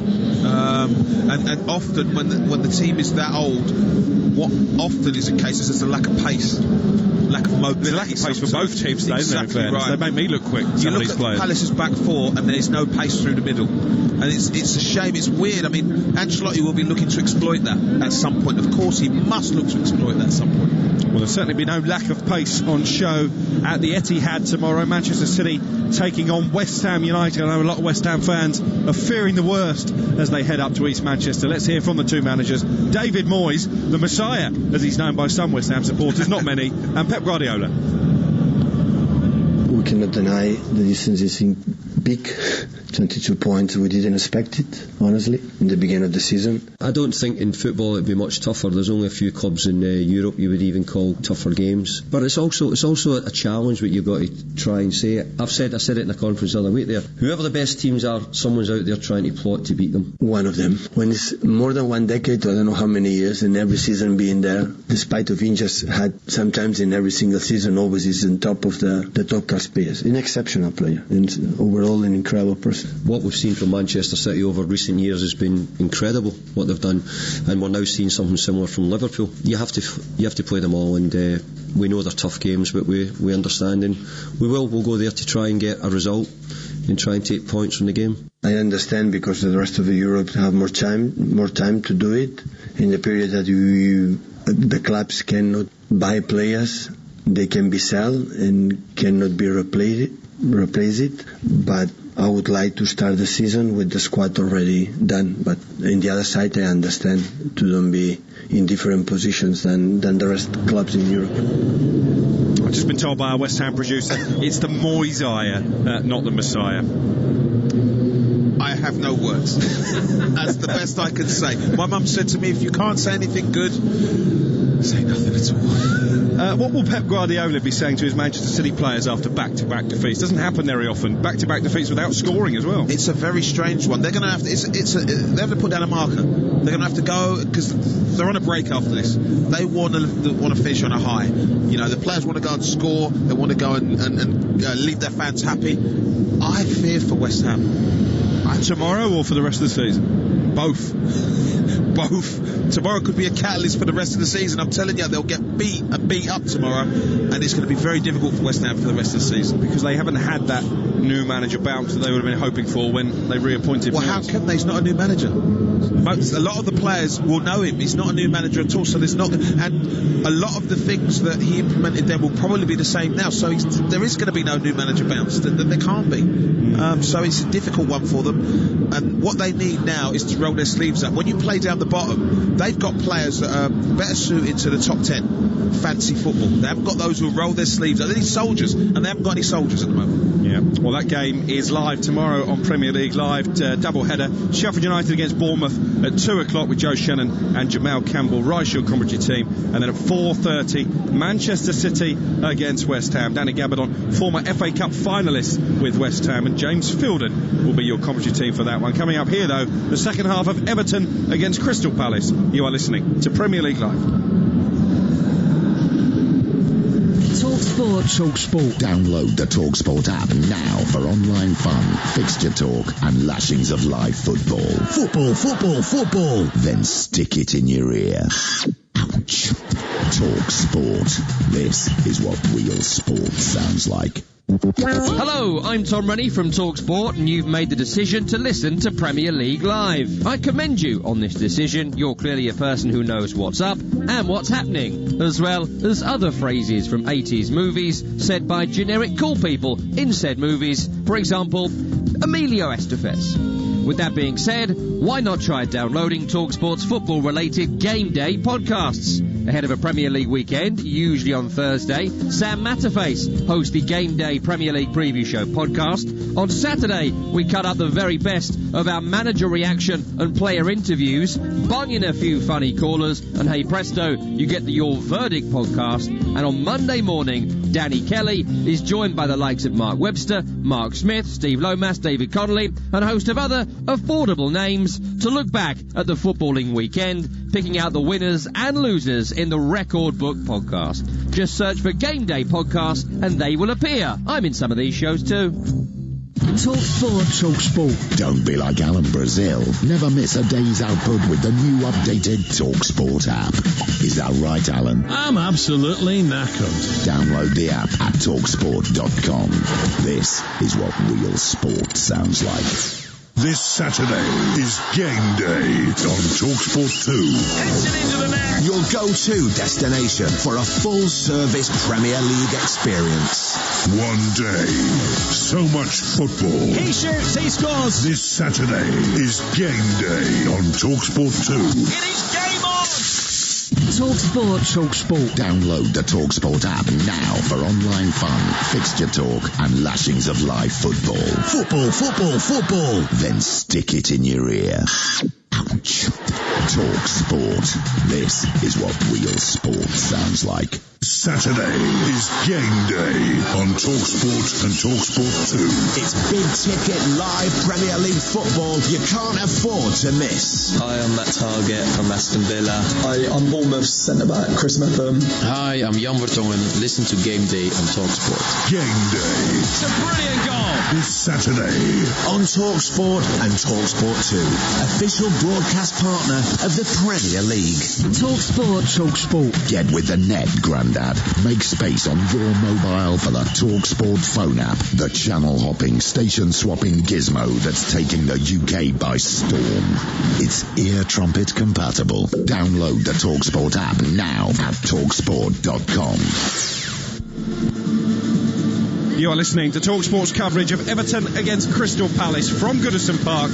I'm your host, Alex Crook. Alongside me is the former Charlton, Aston Villa and Crystal Palace midfielder Paul Mortimer. This is Premier League Live as the Palace players are just emerging up the stairs leading from the changing rooms to the mouth of the tunnel. The Everton players ready to make their entrance. You can't walk out together, can you? Because it's so tight. It's too tight. I remember that from years ago. It's a fantastic old stadium, but it is old, and they need, if they want to, have the financial resources in terms of commercial stuff, they need a better stadium. They need to be up to date in terms of being able to make money from each Premier League game. But it's a fantastic old stadium, but it's now dated.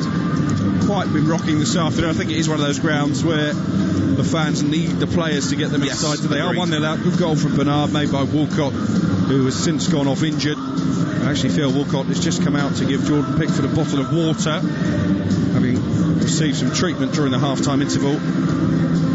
They need a bit more dynamism, Everton, in the second half. Yep, they do. But then you need people like Richarlison to step up. Been very, very, very quiet. Bernard is normally very good. I don't know what Gylfi Sigurdsson brings, if I'm totally honest. I'm not quite sure about that at the moment. Calvert-Lewin hasn't really had enough service.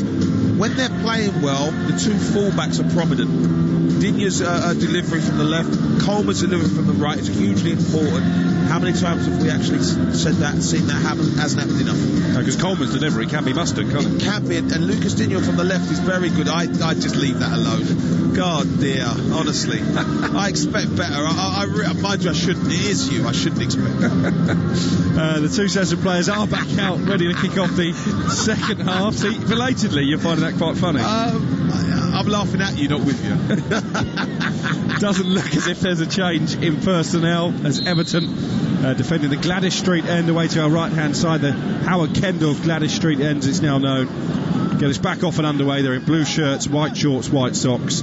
Crystal Palace all in black, shooting from left to right, trailing by a goal to nil. Everton with Pickford in goal, Coleman, Michael Keane, Mina and Digne in defence. Sidibe now on the right in midfield, having replaced the stricken Walcott. Sigurdsson, Schneidlin in the middle, Bernard on the left, Calvert-Lewin and Richarlison up top. Palace have Guaita in goal, Ward, Cahill, Tompkins and Van Arnholt in the back four. And it's MacArthur, Milivojevic, McCarthy who's been booked behind Zaha, Ayew and Christian Benteke. No real surprise that Roy Hodgson has given these players, 15 minutes in the second half to improve? Well, I'd like to think so, because I'm not quite sure what the plan is or what they're looking to do. I really have no idea, because their usual, give it to Zaha and see what he does, is not working. And so they seem to have nothing else up their sleeve, which is bizarre. No clean sheets in 10 now in the Premier League for Crystal Palace. They're leaking goals at one end and not prolific at the other. It's a dangerous combination when it's so congested down in the lower reaches of the Premier League this season. I mean, you'd have to be a brave man to predict with any kind of certainty who will be the three teams to go down. Yeah. Well, they'll get dragged into it. Performances like this, they will definitely get dragged into it. They need to show a little bit more fight, a little bit more guile, a little bit more just confidence to actually go and drive after the game. It's almost like they're waiting for Everton to make a mistake that they can exploit. They were fifth, Crystal Palace, after beating Bournemouth on December the 3rd. They have plummeted down the table, 1 win in 10 since that victory with 10 men against Bournemouth. Yes. In midweek. Ward takes the throw. Bernard pokes it out for Everton. Midway inside the Everton half of the field. Good possession early in this second half.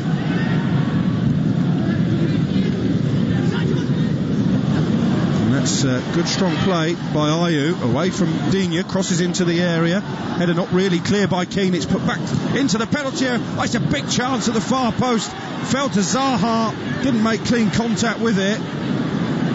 What's the referee given here? That was a chance for Wilf Zaha. There's a coming together between Pickford and MacArthur. Pickford punching the ball away, and has MacArthur collided with a post? I think he might have done.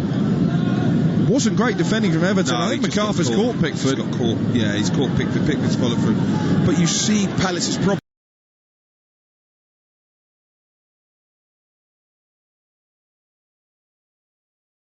Well, what a chance for Zaha. Right footed, just scuffed it into the ground. It's a decent chance, and it's yeah. You can see yards inside Everton territory. Down the left he goes. Here's Zaha. Falls back into his own half and Cahill. Short ball forward. Brings MacArthur into play, and he finds Van Arnholt in the gloves in space over on the far touchline. Here's MacArthur again. This is a good build up from Palace. Can they find a probing ball at the end of it? Van Arnholt into MacArthur, I think was offside. Just didn't look along the line. It's a free kick for Everton, and a promising attack comes to nothing. Well, it's better. It's better. Still not 100% confident. You can see it. Some of the passing isn't great, but it's so much better to see a team, one or two confident consecutive passes in and around Everton, causing them trouble. It's got to happen more often, but I can't see it at the moment. Pickford to take the kick. 2 yards inside the Everton penalty area, away to our right. Started the last 102 Premier League matches in succession since his move from Sunderland. Jordan Pickford, very much Everton's number one, very much England's as well. Here's Benteke, might work Pickford here into the area. Oh, Pickford's made a clanger.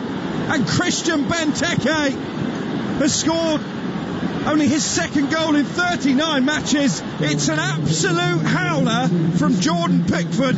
Palace won't care. Everton won. Crystal Palace won. How did that go in? Well, in keeping with the game, a couple of things happen. First and foremost, Benteke wins the first header. They go direct. Benteke wins the first header. It drops down. He wins the first header. It drops down to Zaha. He spins Benteke, plays the ball in, and he puts a shot in that my grandson would have saved, to be truthfully honest. Wow. And it's just in keeping with certain aspects of the game. It is poor technique from goes right through his legs, Jordan Pickford. It's just poor technique.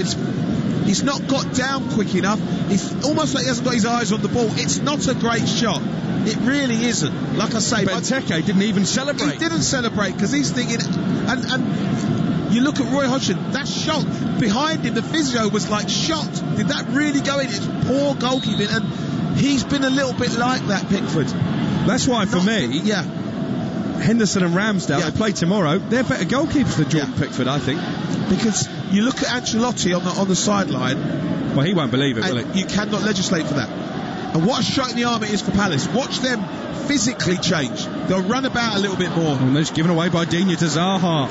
This game has turned right around. Zaha dispossessed by Coleman, and now is Everton just lashing it clear. Richarlison, though, looking for Calvert-Lewin. The pass was heavy, and it's back in the gloves of Guaita, the goalkeeper. That's Benteke's 100th Premier League appearance for Crystal Palace. It's a rare goal, and he's got them back in the game.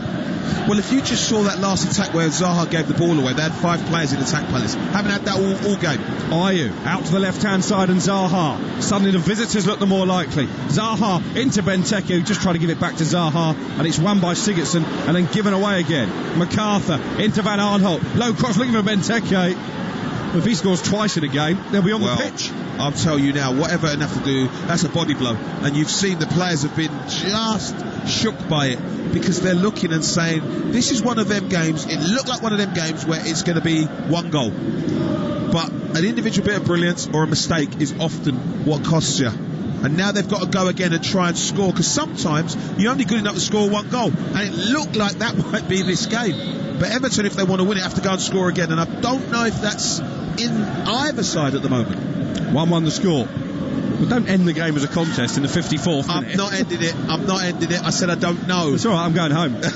Paul Mortimer said there'll be no more goals in this game. I said I don't know. And I don't know everything. So I could be wrong.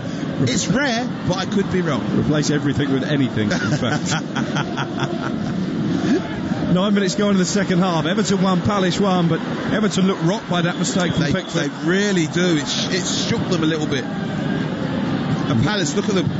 Well, they're hunting higher up the field. They're pressurising Everton in possession that they weren't doing in the first half. Exactly. Physically, it's been a shot in the arm for them. Coleman out to the right-hand side and Sidibe.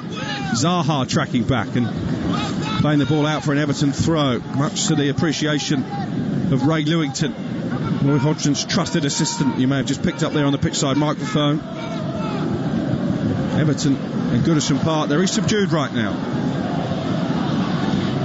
Jordan Pickford will be having nightmares about that one. Wasn't even a powerful shot from Benteke. No, it's not a good shot, and unfortunately those lapses in concentration have plagued him for a lot of the season. That's why I think he should be under pressure in terms of the number 1 jersey, because we've got some good English young goalkeepers. Yeah, but he should be under pressure at Everton, because I think you said it's 102 games, is it? Yeah, successive starts. Yeah, that can't be right. Not the way he's been playing recently. I would say probably for the last 5 or 6 months. He's been playing that way. Going to have to stop play here, because inadvertently got in the way of a Crystal Palace attack. It's going to be a bounce ball deep inside Everton territory, and he's dropped it for Milivojevic, who doesn't really know what to do. That's the new rule, though. Yeah. Whoever was last in possession gets it back. That's quite right. Here's Zaha taking on Coleman, getting away from Coleman, twisting one way and then the other. Yerry Mina shuts the door, and it's going to be a corner for Crystal Palace. But Everton need to wake up here. Yeah. The fans, this is where they need their fans. This is Zaha. This is the Zaha you want. Twisting and turning Coleman, leaving him for dead. That's what he can do when he's not looking for free kicks. That's what he can do, because once he gets in the box, no one can touch him.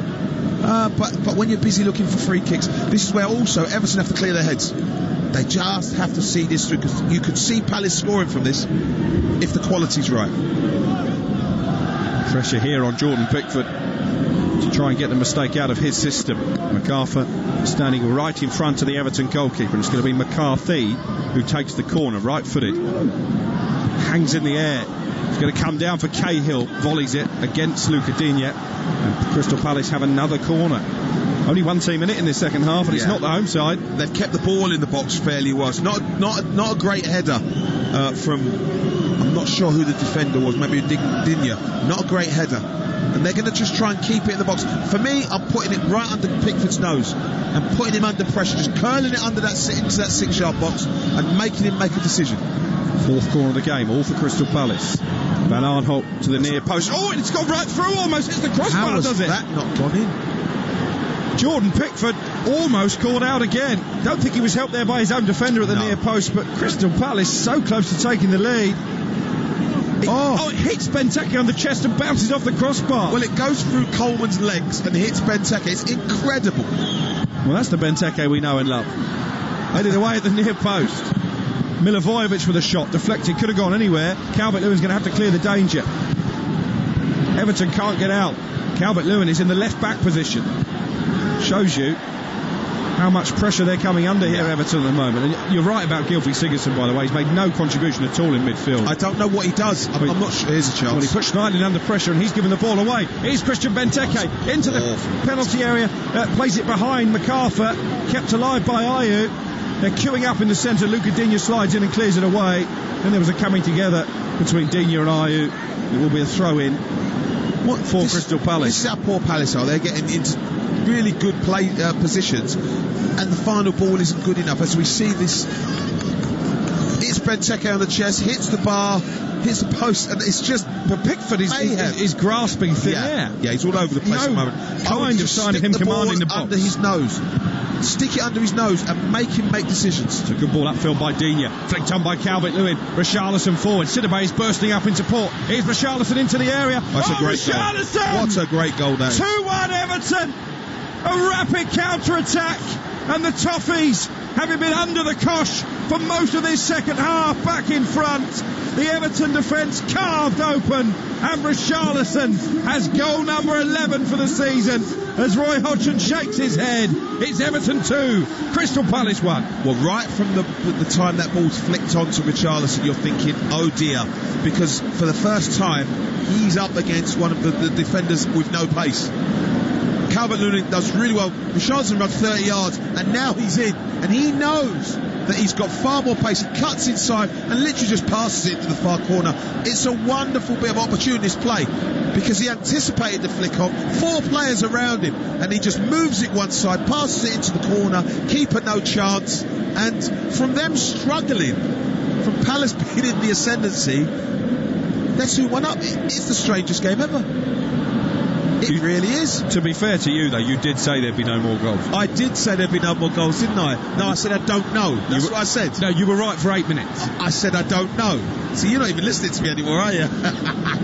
But this is really strange. Palace will be kicking themselves, because they had a spell where Everton were all over the place and they had 1 or 2 half chances, didn't take their opportunities, threw too many men forward, and look what happens in the end. And it's... They've got an injury problem here as well. James Tompkins is down receiving treatment. Roy Hodgson, I think he's telling Van Aanholt, you should have been stronger there. Yeah, without a doubt. And he is literally spitting feathers. He's fuming. Roy Hodgson. He's fuming because it's unprofessional. I think Tompkins is in trouble here. Looks like a hamstring problem, and they have had wretched luck with injuries at times this season. But a great ball out originally. It is, but you nail it there. Tompkins has got to do better there, and he doesn't. And Cahill could have done more as well to stop the shot. The thing about it is, if he's flicking it on to Calvert-Lewin, you know he's not going to get much purchase on it. So Cahill's got a decision to make, and he does know that he's got to go and nail Richarlison there. The minute you drop off, Richarlison's in charge, and that's what happened. He couldn't get close to him, and once he gets into the box, it's all over. If the forward knows his stuff, he moves it out of his feet, passes it into the corner. I think Tompkins is going to struggle to come back on here. In fact, they've made the change. And it's the Merseysider, Scott Dan, who comes on in place of Tompkins. Not a bad back-up, in fairness. Well, another centre-half with no pace. Apart from that. He reads the game well, he's a good defender, but again, in a foot race, Calvert-Lewin will be loving it. Here's MacArthur in the area, trying to cut it back for Benteke. Oh, great save, Pickford. What a save that was. Christian Benteke with a header from point-blank range. Somehow, Pickford with a star jump keeps it out and maybe atones for the earlier error there, Jordan Pickford. Well, again, the ball comes down to MacArthur. It gets a deflection, it's up in the air, and I've got to say it's a wonderful save. Benteke does what he needs to, which is put it on target. He takes a gamble, doesn't he, Pickford? He just makes himself big, and has he atoned for his error? Probably. 62 gone. Everton 2, Crystal Palace 1. But really open field to the game now. Sigurdsson, he keeps giving the ball away. He can't pass to his teammates at the moment. He is really struggling. Gareth Southgate is here in the crowd, by the way. That's not great news for Jordan Pickford. Well, he'll be sitting there saying, this is why I'm having to think, and then 2 minutes later, this is why I pick him. Literally. Richarlison's gone down holding his face. Referee first tried to play on and then he stopped it and given the free kick. I think he just took a whack there from Dan. Players go down far too easy. Look, he's getting up now. He's alright, he'll live. I do like this tweet that's coming. We have a feature on the Game Day podcast called The Commentator's Curse, and thanks to Tunde, commentator in the 50th minute, is Pickford's 102nd consecutive Premier League game. Very much Everton and England number 1. 51st minute. Oh, it's a clanger from Pickford. I did jinx him somewhat. And also Joe is on a 10-mile training run in Indiana, USA on a chilly, snowy morning. 10 miles. Ooh. Fair play to you. He says it's kind of us two to let Roy move past the Iceland debacle. I'm not sure I did. And then Paul Mortimer. I'm much less forgiving. Yeah, you've got to let it go. Here's Bernard. He's going to cross into the area. It's blocked though by Joel Ward. Bernard scampering to keep the ball in play, and in the end actually content to settle for a throw with 64 gone. 2-1 Everton lead. Remember the chance for them to go level on points with Sheffield United in 6th place. Sheffield United in action tomorrow as part of our double header, kicking off at Bramwell Lane at 2 o'clock at home to Bournemouth, and it's Manchester City against West Ham at the Etihad. On this truncated Premier League weekend, Bernard's pulled up now for Everton. He just got a kick in the shin. He's haunched over, plays it back to the halfway line. Digne forward, not a great header away, picked up by Richarlison, bristling with confidence now into Sigurdsson. Sigurdsson, can he get the ball out from under his feet? Oh, he could. Oh, great save, brilliant save by Guaita.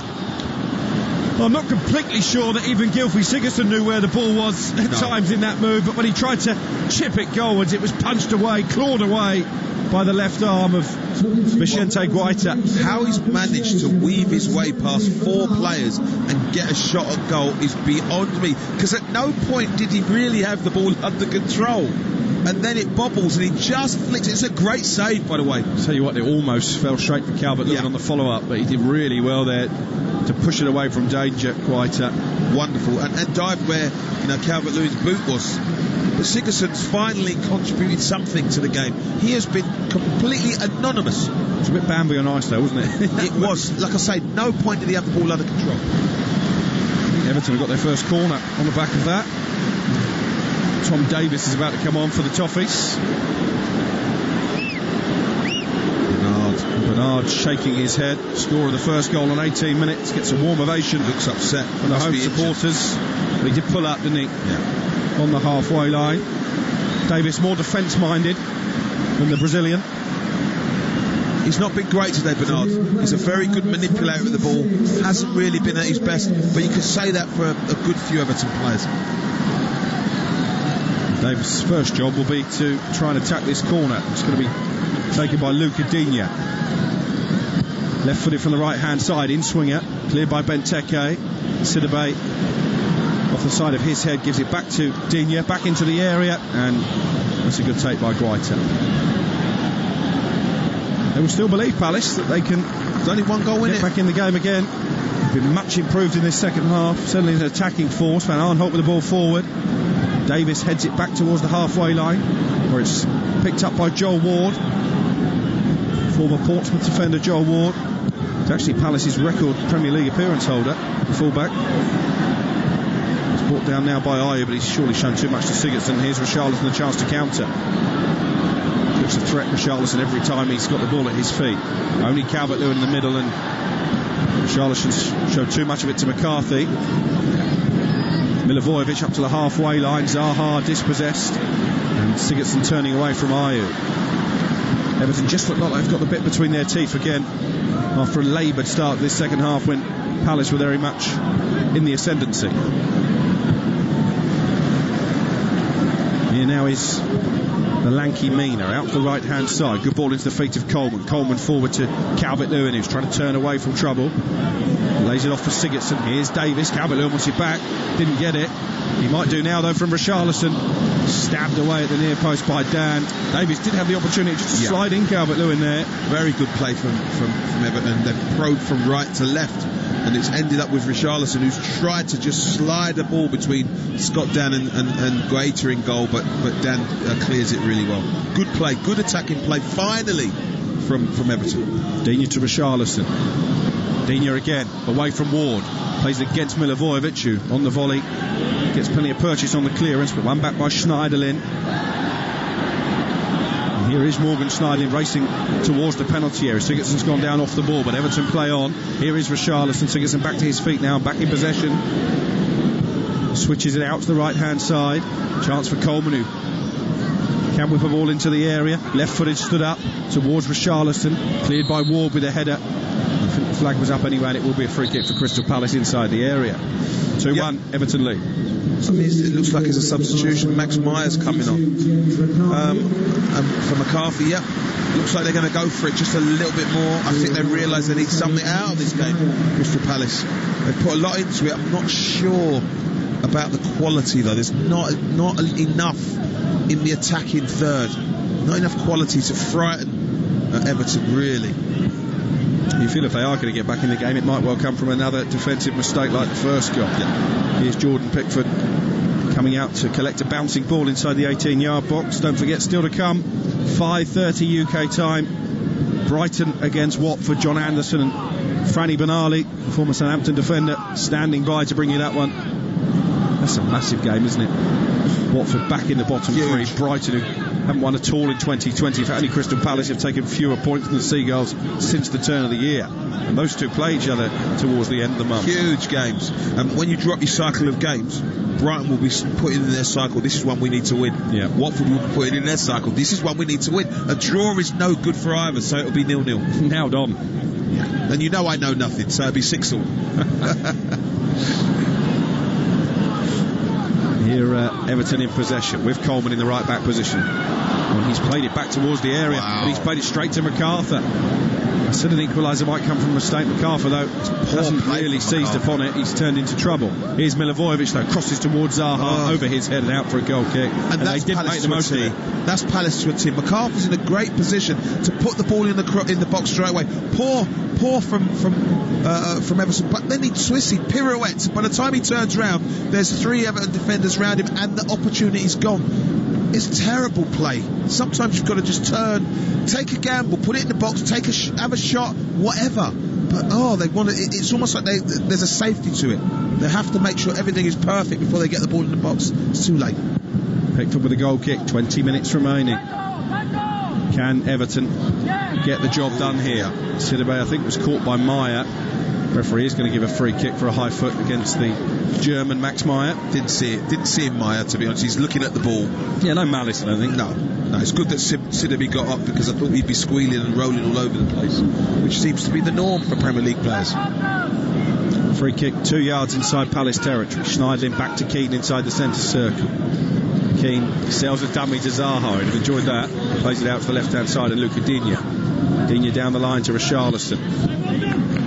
Suddenly he wants the ball, Richarlison, every time Everton come forward. Here's Morgan Schneidling, good switch of play from him, over the head of Van Arnholt, found Sidibe into the area, Calvert-Lewin leaps well, but he's fouled Cahill. It's going to be a free kick for Crystal Palace. And that's a great ball from Sidibe, a one-touch sort of volleyed cross. It's a great angled ball, and he's onto his foot. And now this is where Calvert-Lewin's got to be thinking, but he's reacting more than anything else. He's got to be anticipating. Where do you think the ball could go? Can I get myself in front? Gamble. Run in front of the centre half. Even if it goes the other end, you've gambled. But he hasn't. He's reacted, which is why he's given away the foul. Palace in possession with Dan. He come off the bench for the injured Tompkins in the second half. Roy Hodgson might be grateful of having next weekend off. Although, as we've said already, if you do lose this game, then you get a long time to ponder it. Here's Davis into Calvert-Lewin, into the penalty area. Calvert-Lewin with a shot, good block by Dan. It was from a wide angle and he was short of options, Calvert-Lewin. It's a good ball from Davis into his path, takes it really well. But now you're thinking, a bit of cuteness, go and try and pretend to shoot, cut inside maybe, because you're going to do well to score from there. Yeah, just snatched it a bit. Sidibe, level with the penalty area, into the feet of Coleman, one back by Meyer, who plays it forward towards Christian Benteke, and then Meyer was fouled by Davis. It was clumsy from Tom Davis, didn't need to make the tackle. It's a free kick for Palace. Doesn't need to do it. If he sits in there, just holds him up, he's in trouble then, Meyer. He's got the ball facing his own goal, no one to pass to, but you make his mind up for him by fouling him. You make the ref's mind up. Everton unbeaten in 5 at Goodison Park. It's their best run here since December of 2018. At the moment, unless Palace can equalise for a second time, that run will be extended. Digne and McCarthy both screaming for a throw. It goes the way of Crystal Palace on the halfway line. It's back now inside the Palace half of the field with Cahill. Here's Patrick Van Arnholt into Milivojevic in the centre circle, pushed over by Sigurdsson. Another needless free kick that Everton have conceded. Shame, because he had him in trouble. He had Milivojevic in trouble. He wasn't sure. He turned without looking. Down the line from Ward, but out of play to the frustration of Zaha, and it's going to be a throw in now for Everton with 18 minutes plus stoppage time remaining.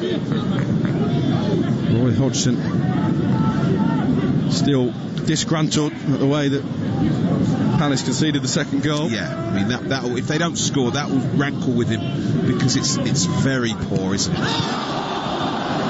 Especially so soon after getting back into the match, courtesy of a blunder from Pickford at the other end. Here's Zaha, one back by Schneidling. Zaha again goes down theatrically. You bet your life if Palace were in possession there, he'd have been quickly back on his feet. Here's Sidibe on the right hand side. Calvert-Lewin's made a good run in the centre. Sidibe finds Calvert-Lewin on the edge of the area, one back by Dan. Calvert-Lewin wants a free kick, not a fair challenge from here, and here now is Ayew, and look at that, Zaha suddenly has made a miracle recovery and is waiting in the penalty area. I can't believe it. Here's Benteke, it's possessed by Davis. Play from Benteke. It's not good enough forward play. Wins the ball back, but it's a foul. But you know, he's trying to act like he's a winger. He's not a winger. All you do there is win it, set it back to a man who can, and get in the box. That's what you do. Franklin says you're very mean, by the way, to compare Pickford to your grandson. How old's your grandson? He asked. 9. Yeah, my grandson's got good hands. He'd have saved that without a doubt. At TalkSport Live is our Twitter address. Here, down the left-hand side comes Richarlison. Can't keep the ball in play, and Everton have a goal kick, and then a bit of pushing and shoving between Richarlison and Ward. Much ado about nothing, really. Yeah, it's that silliness when Richarlison blocks the ball from Ward, who's in a hurry, and all that nonsense carries on. But it's got to get their heads back in the game, Crystal Palace, because Everton aren't moving away from them. It's still quite nip and tuck, isn't it, really? But which team has enough quality to sustain any form of attack to, you know what, work a goalkeeper? Because we haven't seen anything, have we, really? Redundant, the two goalkeepers at the moment. Just that one excellent save from Pickford to keep out the header from Benteke. Can't recall the last time Christian Benteke scored twice in a Premier League game. He's got one already early in this second half, but Everton quickly back in front courtesy of Richarlison. It's having a good season, Richarlison. Again, I was reading an interview with him in one of the papers this morning, talking about how he struggled when he first came to England just to adapt. He said he spent most of his time in the hotel room drinking Coke and eating burgers. Yeah, well, that don't know. When you come for big money, I know he's a kid, but you wonder how much clubs do to monitor players, because that shouldn't really be happening, should it? No. You spend millions on a player who isn't refueling himself properly. Very bizarre. Yeah, not brilliant. Would have been at Watford, of course. It was a great story, wasn't there? Also, was it last week? He lost his dog, and he's got 2 million followers on Instagram. He put out an appeal, and it was found. Yeah, fantastic. I've done that before. Lost our dog. Have you got 2 million followers on Instagram? I have 300 million. I don't have many, but social media found my dog. Really? Yeah, told us where it was, and we went and got her. All day, 6 hours we'd lost her for. Is that right? Yes. Social media. My daughter went on social media. Social media found our dog. And that's where the similarities between Paul Mortimer and Richarlison end. Maybe the burgers. Well, no, nothing to do with it. But you're looking at me and talking about burgers. My God. I'm saying no more. 13 minutes to go. Everton 2, Crystal Palace 1. I've lost him. He's gone. Game's scrappy at the moment, isn't it? It needs a player just to take it by the scruff of the neck. Someone. Because at the moment, it's not good. Well, at the moment, Everton looking pretty comfortable with this 2-1 lead, but we fought that with a 1-0 lead after half time. Palace got a free kick in the centre circle, pushed from Sigurdsson on Meyer, and it was like dominoes. He knocked over Meyer, who then fell into Ayew. I did that to a whole family when I was ice skating once. Never been back. Again, I'm saying nothing. I can just imagine what that looked like. Oh dear. I saw the funny side. They didn't quite so much. You know what? I kind of gathered they might not. Here is Schneiderlin for Everton. Not too much happening out there at the moment. Coleman away from Zaha. Milivojevic wins it back for Crystal Palace, and Ray Lewington is urging him forward. And here's Benteke. Backheel into nobody. Don't get me started. He was through on goal, Benteke, and then Tom Davis has knocked it out of play for no reason at all. Terrible play. Davis, poor play. Benteke, terrible hold-up play for a centre-forward. What he's trying, it was just not on. Tell you what this game's been, right? Yes. It's been a good advert for a winter break. Yes, it may well be two fatigued sides, because what's happening is, and you tell with fatigue, it's decision making. It's terrible. The decision making is really poor from both sides. Here's Meyer for Palace. Benteke trying to give it back. It's a foul, that. Didn't look like a free kick. The referee didn't give it, and here's Calvert-Lewin, can't pluck the ball down. One back first by Cahill and now by Dan, his fellow central defender. Time running out for Crystal Palace. 12 minutes remaining, plus stoppages at the end of the game. They trail 2-1 here on Premier League Live. Gylfi Sigurdsson trying to get there ahead of Ayew. Ayew does well to retain possession. Here's Ward now on the halfway line. Milivojevic dispossessed by Schneiderlin, snapping away. Throw in for Palace. And it appears Everton are saying, we're going to hold on to what we got. Because if you look more and more, Calvert-Lewin is becoming marooned up front. Here comes Cheikh Kouyaté. Another change for Crystal Palace, their final one. Joel Ward goes off and doesn't look particularly enamoured by it. What's happened to Andros Townsend? Yeah, he must be carrying an injury, because he can produce stuff out. They need players on the pitch who are going to produce a little bit of magic. That's not, it is taking off a defender for a midfielder, but it's not really that progressive a change. It's not. Van Aanholt, by the way, has been robbed by Sidibe into the area. Only Calvert-Lewin up in support. Sidibe took too long to get it out from under his feet, and it will be cleared away by Palace. Another misjudgment there by Van Aanholt, almost costing Crystal Palace the third goal. Milivojevic into MacArthur, scoops it forward to Ayew, coming deep here. Ayew got Richarlison and company, but he's away from him originally, and then one back by Richarlison. Put the ball at risk deep inside Palace territory. Sidibe over on the right touchline, needs a good ball in here. Sidibe into the feet of Richarlison he goes, away from Meyer, the two number 7s colliding, and this is Coleman just on the corner of the penalty area. Here now is Richarlison again, crosses it against Meyer, and then falls into the assistant. He's furious there that he's not got a corner. It did look like it came off the Crystal Palace player. It's feigned anger, though. He's feigning anger. I'm watching a replay now. Oh, you can't tell from there. My initial reaction was it did strike the knee of Meyer. I will agree with that. That's what Carlo Ancelotti believes as well on the touchline, but it is a goal kick. And we're into the last 10 minutes of the normal 90. Forward it goes for Benteke again in the area, trying to get away from Yerry Mina. Mina does well, stands tall, and it will be cleared here by Digne. He's played it back into the area and played Keane into trouble. Scuffed clearance away, and Palace have got it back. I blame Digne for that. Here's MacArthur down by the corner flag. Can he get away from Sigurdsson? Through the legs of Sigurdsson. Coate having just come on, full of running. Trying to take on Yerry Mina. And he's won a corner. Again, these are strange times for Everton. Digne plays a very poor ball back into his own box that causes no end of problems. Instead of just turning out, trying to knock it up the line, he'll get a throw on. They take a breath, clear their heads and work the line. But look at where they are now. They've given away a corner, and it's a chance for Bielsa to put the ball in the box.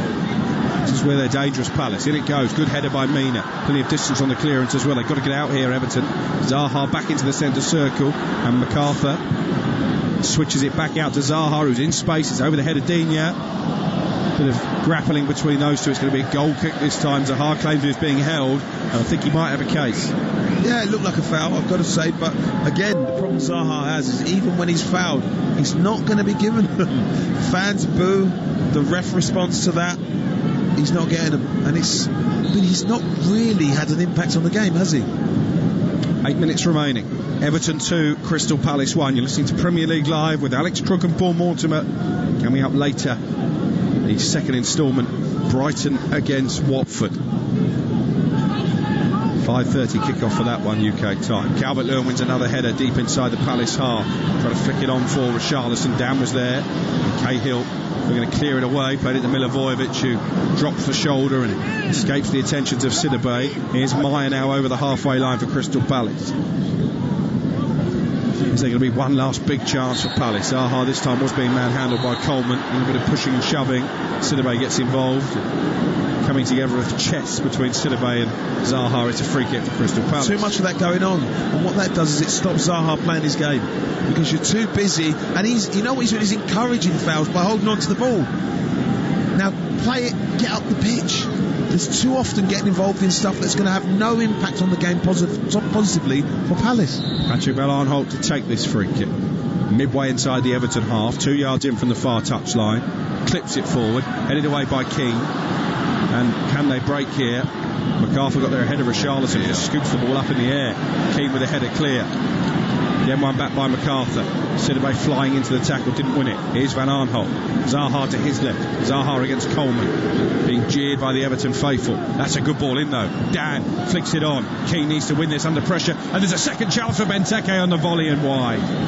Again, that's when they're at their best. Zaha for once puts a ball in early, and it causes problems at the back post. Dan helps it on. Coate flicks it on.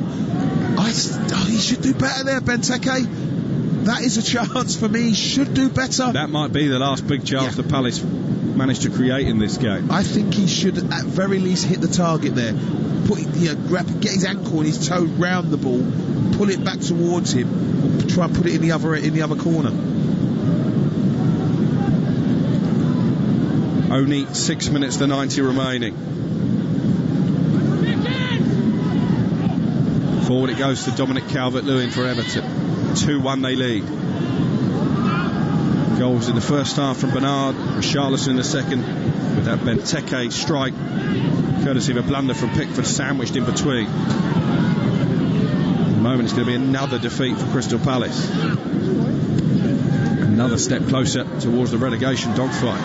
Zaha though has got the wrong side of Coleman, as the old Coleman did really well to make up the ground and get there ahead of Zaha, and then he's knocked it around Zaha and clears it right footed. The Everton fans enjoyed that.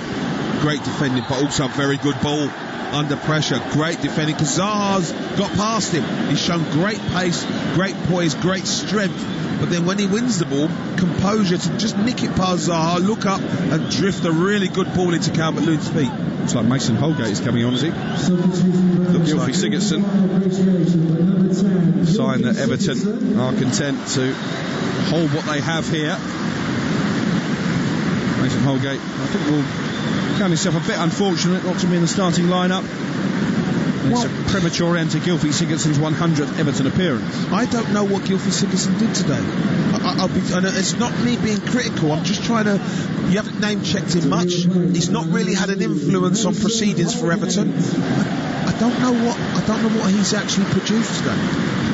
Just that one incident, wasn't it? Really, when he bamboozled his way through. Yeah, almost by bamboozled default, himself. yeah, by default more than design. Like a decent shot. Well, it was. I do say some good things every now and again, although that's my one for the year. Pickford with the ball forward for Everton. Calvert-Lewin wins the header. He's great in the air, isn't he? Leaps like a salmon. Dominic Calvert-Lewin. He is, but the problem was there were no Everton players anticipating he was going to win that. Right, I felt he was caught by Digne on the touchline. The referee has given a throw in Everton's way. It was a high foot from Digne. In fact, they both had their feet off the ground. I think it's probably a good decision. No, he won the ball.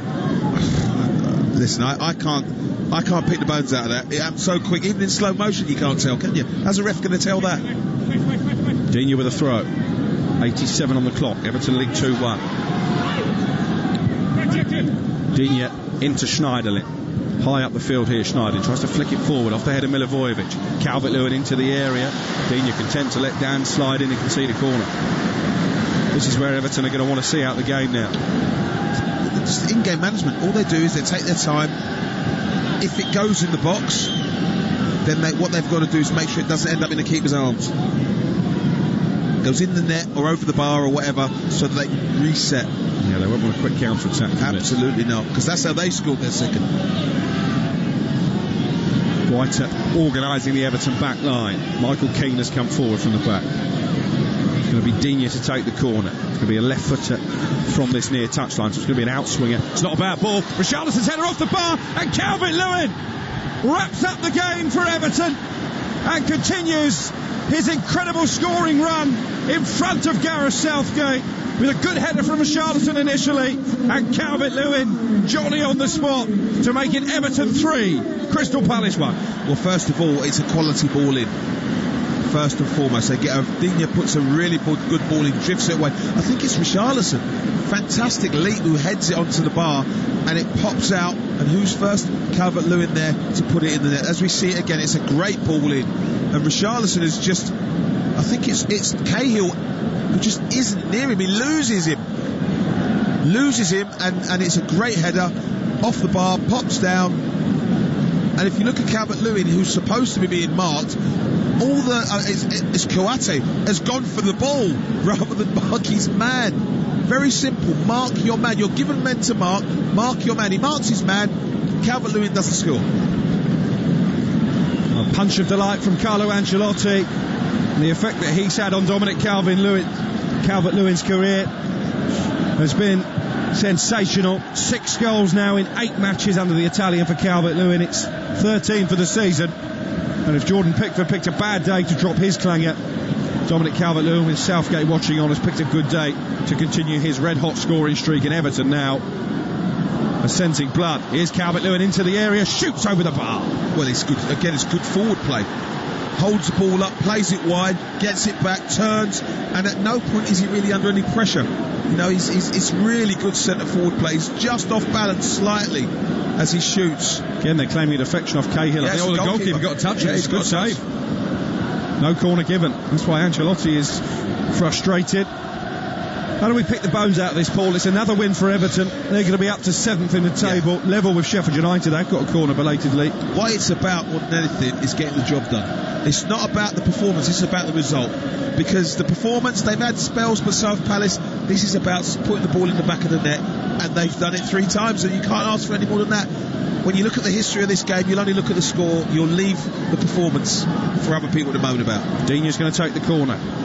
Richarlison jostling for position in the area. Mina at the back post heads it against Cahill. It's another corner. Well, they're running down the clock here, Everton. Not they need to with a 3-1 lead, but Crystal Palace have beat it, no doubt about that. They are a threat at set pieces, and they haven't been marked as well. Yerry Mina is a threat, without a doubt, at set pieces, and it's just about getting quality in the box, and they can afford with 2-goal advantage to go for it as well.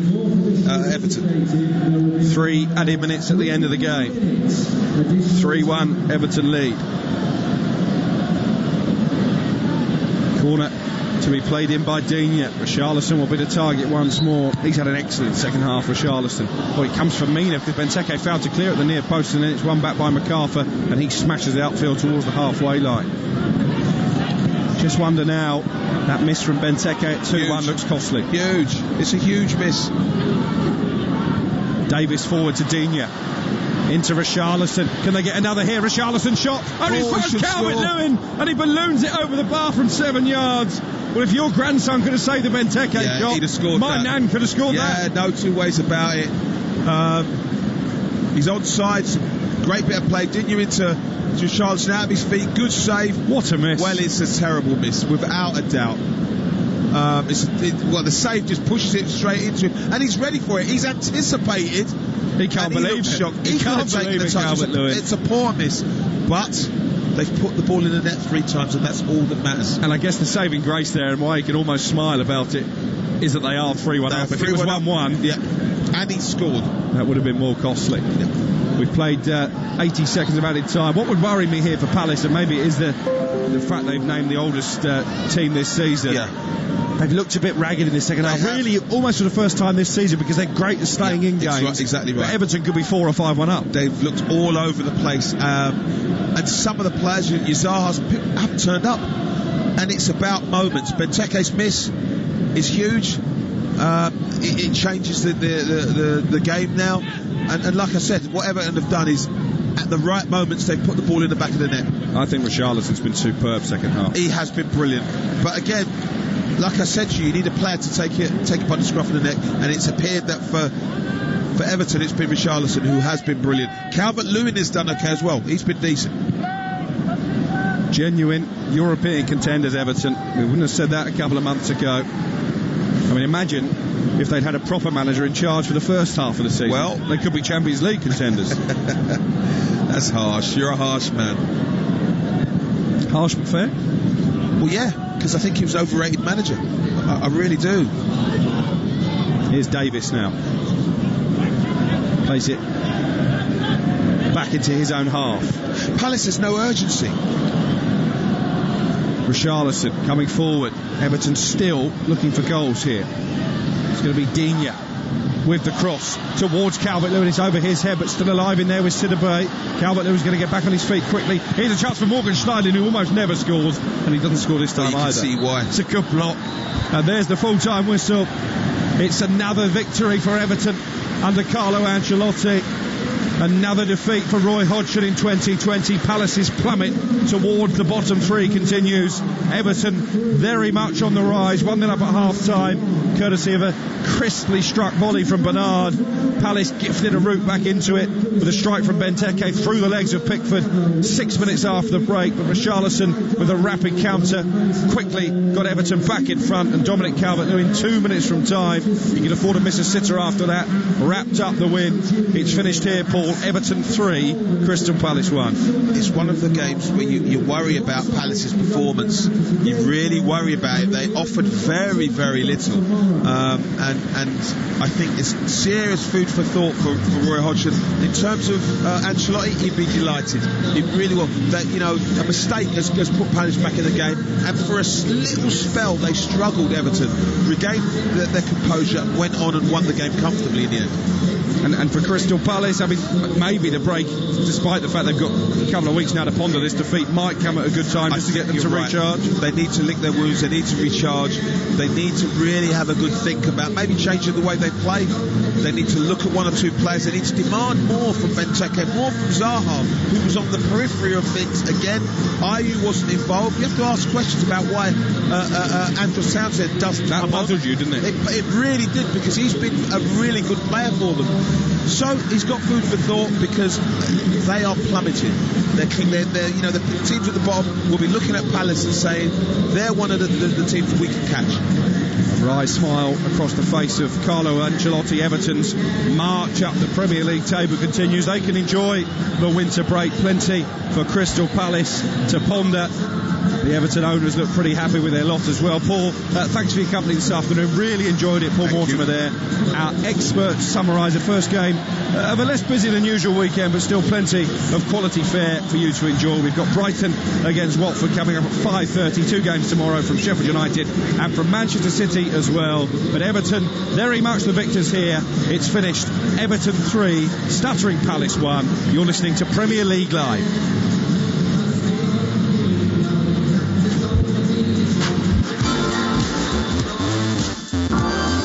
Sigurdsson and Luca Digne, the two players over the ball. It's very central, but a bit too far surely out. Too far out. Digne goes for goal, and it's a good save down low to the right by Guaita.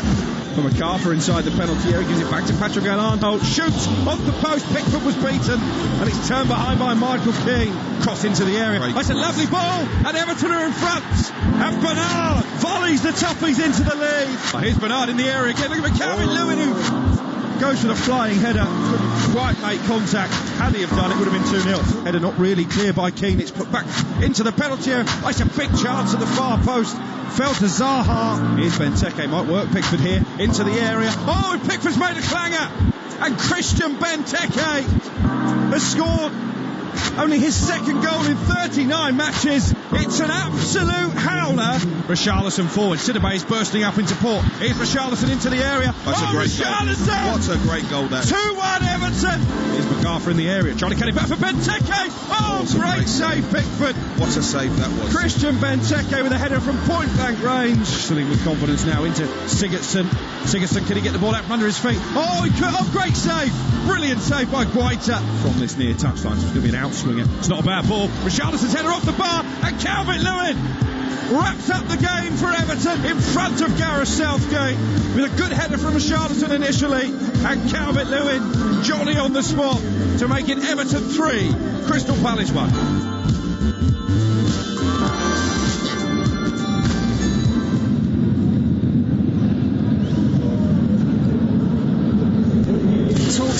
Talk Sport. Download